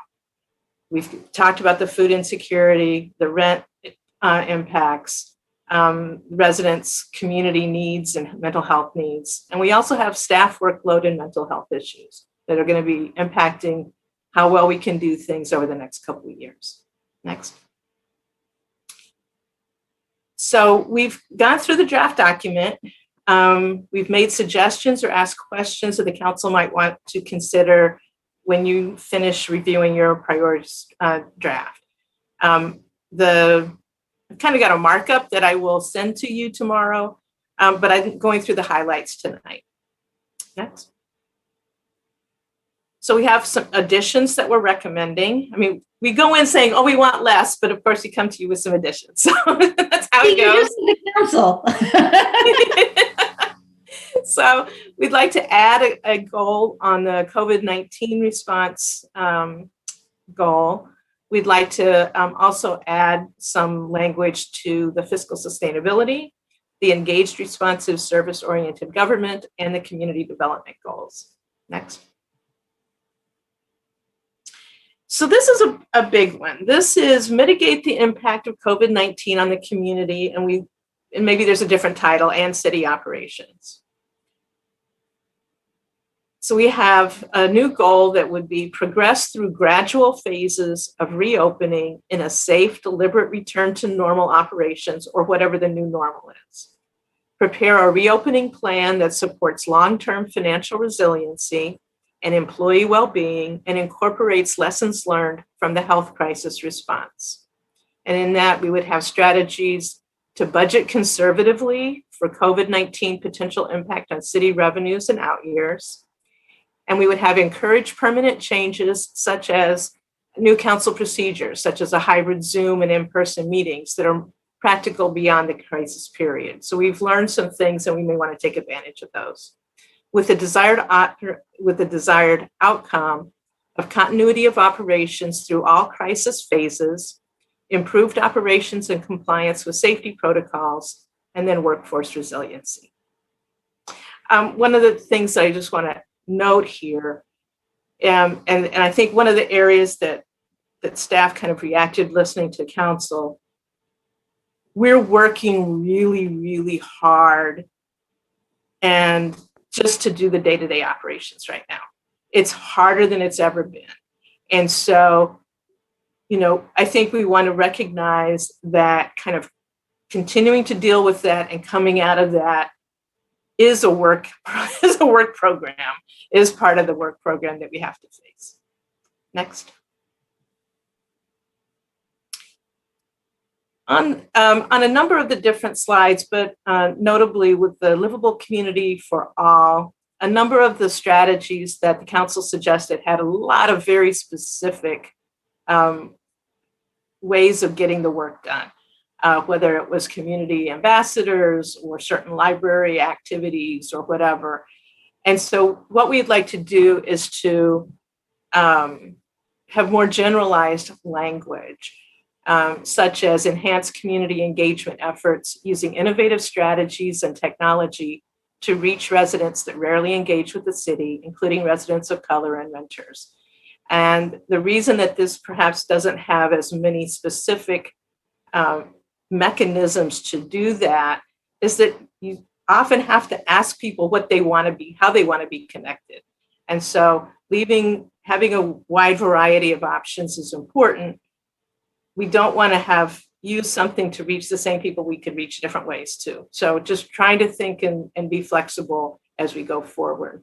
The other reason that the other thing on this slide is I added, and I just kind of highlighted in color in yellow, is the desired outcome that you had was expanded and or improved programming tailored to residents who need them the most or who currently face barriers to access. But we added or partnerships. And in several places through the document, it doesn't always have to be us, right? It can be in partnership, it can be the county, it can be some things. So there's a few places that we are suggesting for your consideration, just broadening who does the work a little bit, or how we partner to get some work would be fine.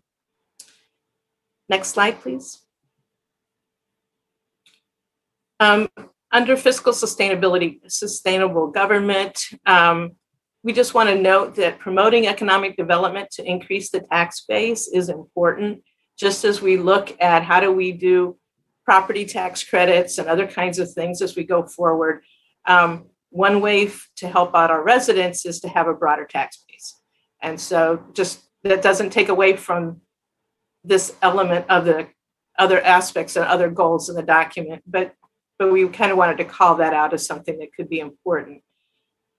In the fiscally sustainable government, there was the banking goal, the sustainable investment in banking. We don't foresee an opportunity to have the money to do what was really asked for in that proposal and in the next 2 years, or the staff capacity to do that. We'll continue to pursue sustainable investment. We'll continue to try to get bank prices down. But an idea of switching banks or that kind of thing is a huge lift during and immediately coming out of a pandemic. It's obviously up to you if you have it, but that's it. We are suggesting a new goal under fiscally sustainable government, which is to really look at the reserves that the city has and to establish policies for these various reserves.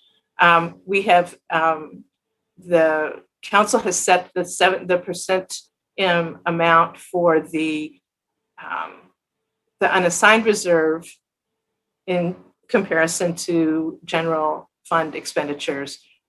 But we haven't really set policies about how much to fund our other reserves.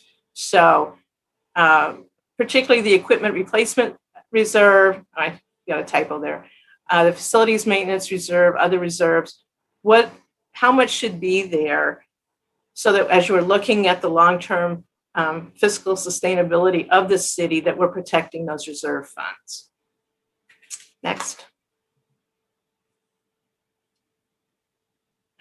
This goes to the point that I made earlier about getting a new city manager. Besides just getting them, you need to give them direction and you need to onboard them. So just recognizing that there's a step there. Next. On this one, we simplified the language related to improving the website. Before it was, do research and explore and evaluate and whatever.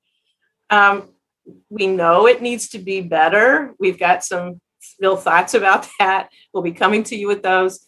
So just simplifying the strategy to improve the website, improve social media so that it works better. Next. We're suggesting a new goal under engaged, responsive, service-oriented government that's primarily about technology and policies. These are for internal operations to improve internal operations.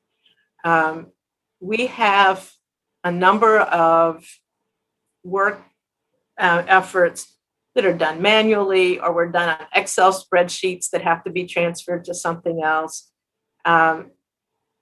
It's many of the technological answers to these, solutions to these would work across departments, would help many different units. They can cost money.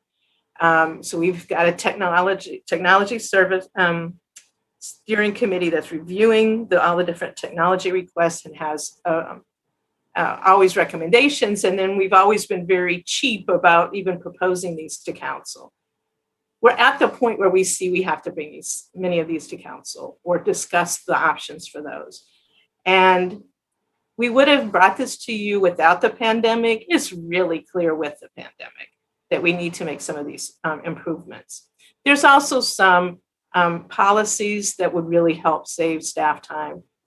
You're familiar with the purchasing ordinance, things like that take a lot of staff time, that if there were changes, it could really help. The goal here is really to free up staff to better do council priorities, to do work better for the residents, but also so that we free up ourselves from doing manual labor and instead doing the work that you want to see get done. Next. We've added on an additional strategy for your consideration under community development, which is to attract new business to Takoma Park. We can't take on a lot of capacity with our economic development staff right now, but we do have vacancies. We do have some new businesses trying to start up.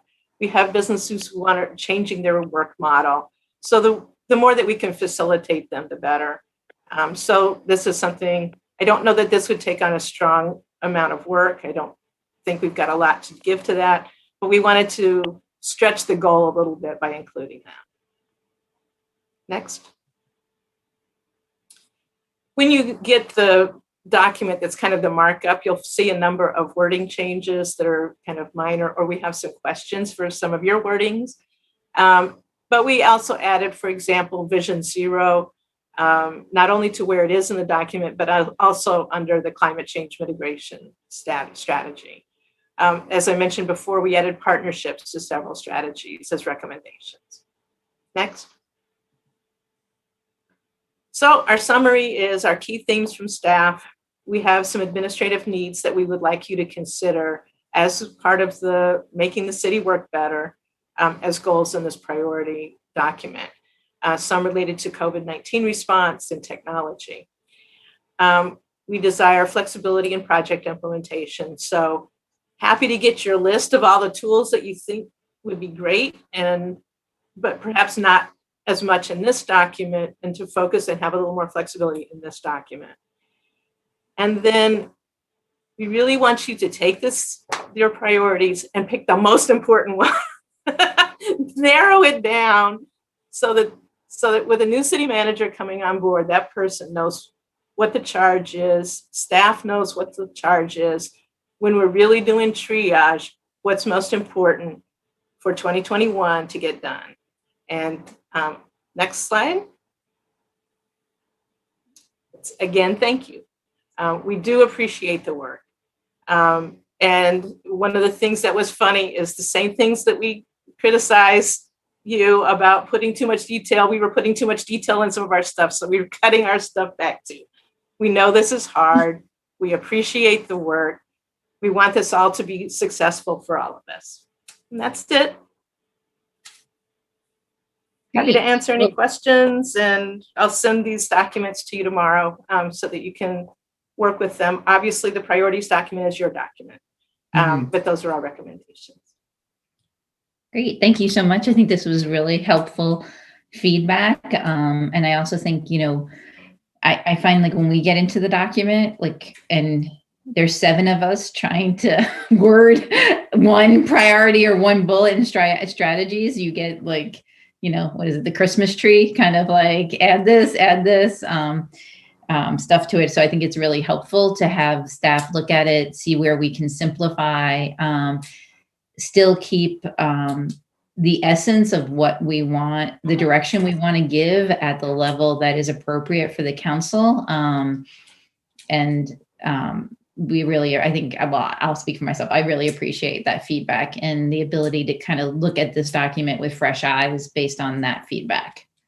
And I do think as the direction we were moving in last week, which is then having this other document with some of the I think Councilmember Smith said tactical ideas is another document that can live, that the staff can use to, kind of pull ideas from or think about when specifics has to happen. But when we want to keep our priorities document much more at this, as a priorities document.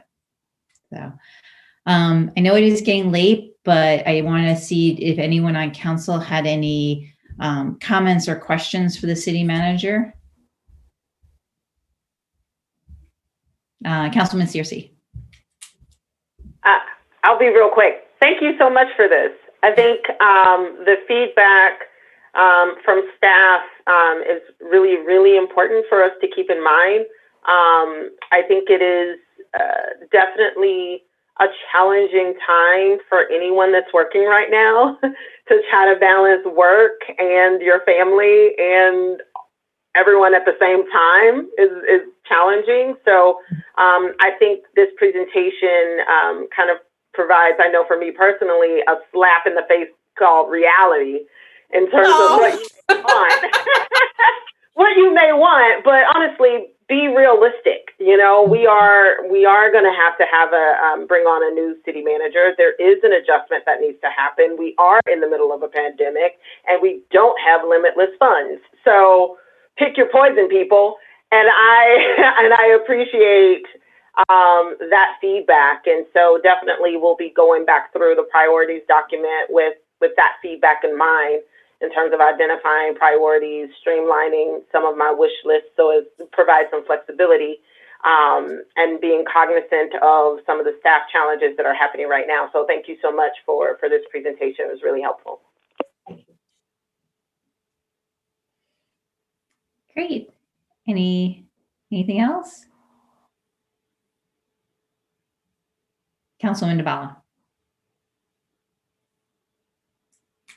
I know everybody wants to wind down for the night, so I'll make it quick. Thank you for doing this. Having staff feedback, as Councilmember Searcy said, is very helpful, very, very good food for thought. I had, I think, two questions. When in the beginning, and one observation, last week you mentioned budget, and this week you didn't. But I haven't forgotten that you mentioned it last week. That's my observation. The two questions are, at the beginning you talk about the administrative aspects of COVID, and I didn't quite at that point understand what you meant. And so by that you meant the other more specific things you talked about in the presentation, right? And that's what that signaled. So I think I think that it really is the fact that everything that we're doing is harder right now because what you said, because it's remote. We're providing all of this extra social service, hands-on help, which is a lot of extra work, and it's, even the gentleman that had the fire, it takes extra hours. It's just time, and so one of the things, and actually I didn't even mention it, I was going to call this out. Excuse me. We have a library to build, right, in this coming year. So there are things that are ongoing projects or work that are really a lot going on. And so part of this is just how do we focus and first of all, recognize that it's valid to consider it part of the work program to get through this. And then also just the administrative issues about, we've really identified some technological improvements that could help us meet some of your goals, and we'd like to share that information. Yeah, I'm less convinced that some of the things that are staff driven ought to be in here, but let's not get into that tonight. The reserves in particular struck me as why do we have to do that now when there's so much else to do? But maybe I'm missing the point there. My second question had to do with the financial impacts over years, and I am going to assume that you're going to come with, during the budget presentation, if not sooner, with some projection beyond, like you did last year, some projection beyond just the immediate year we're going to be looking at. So we'll be able to more carefully evaluate that budget impact. Okay, that's it for me. Thank you.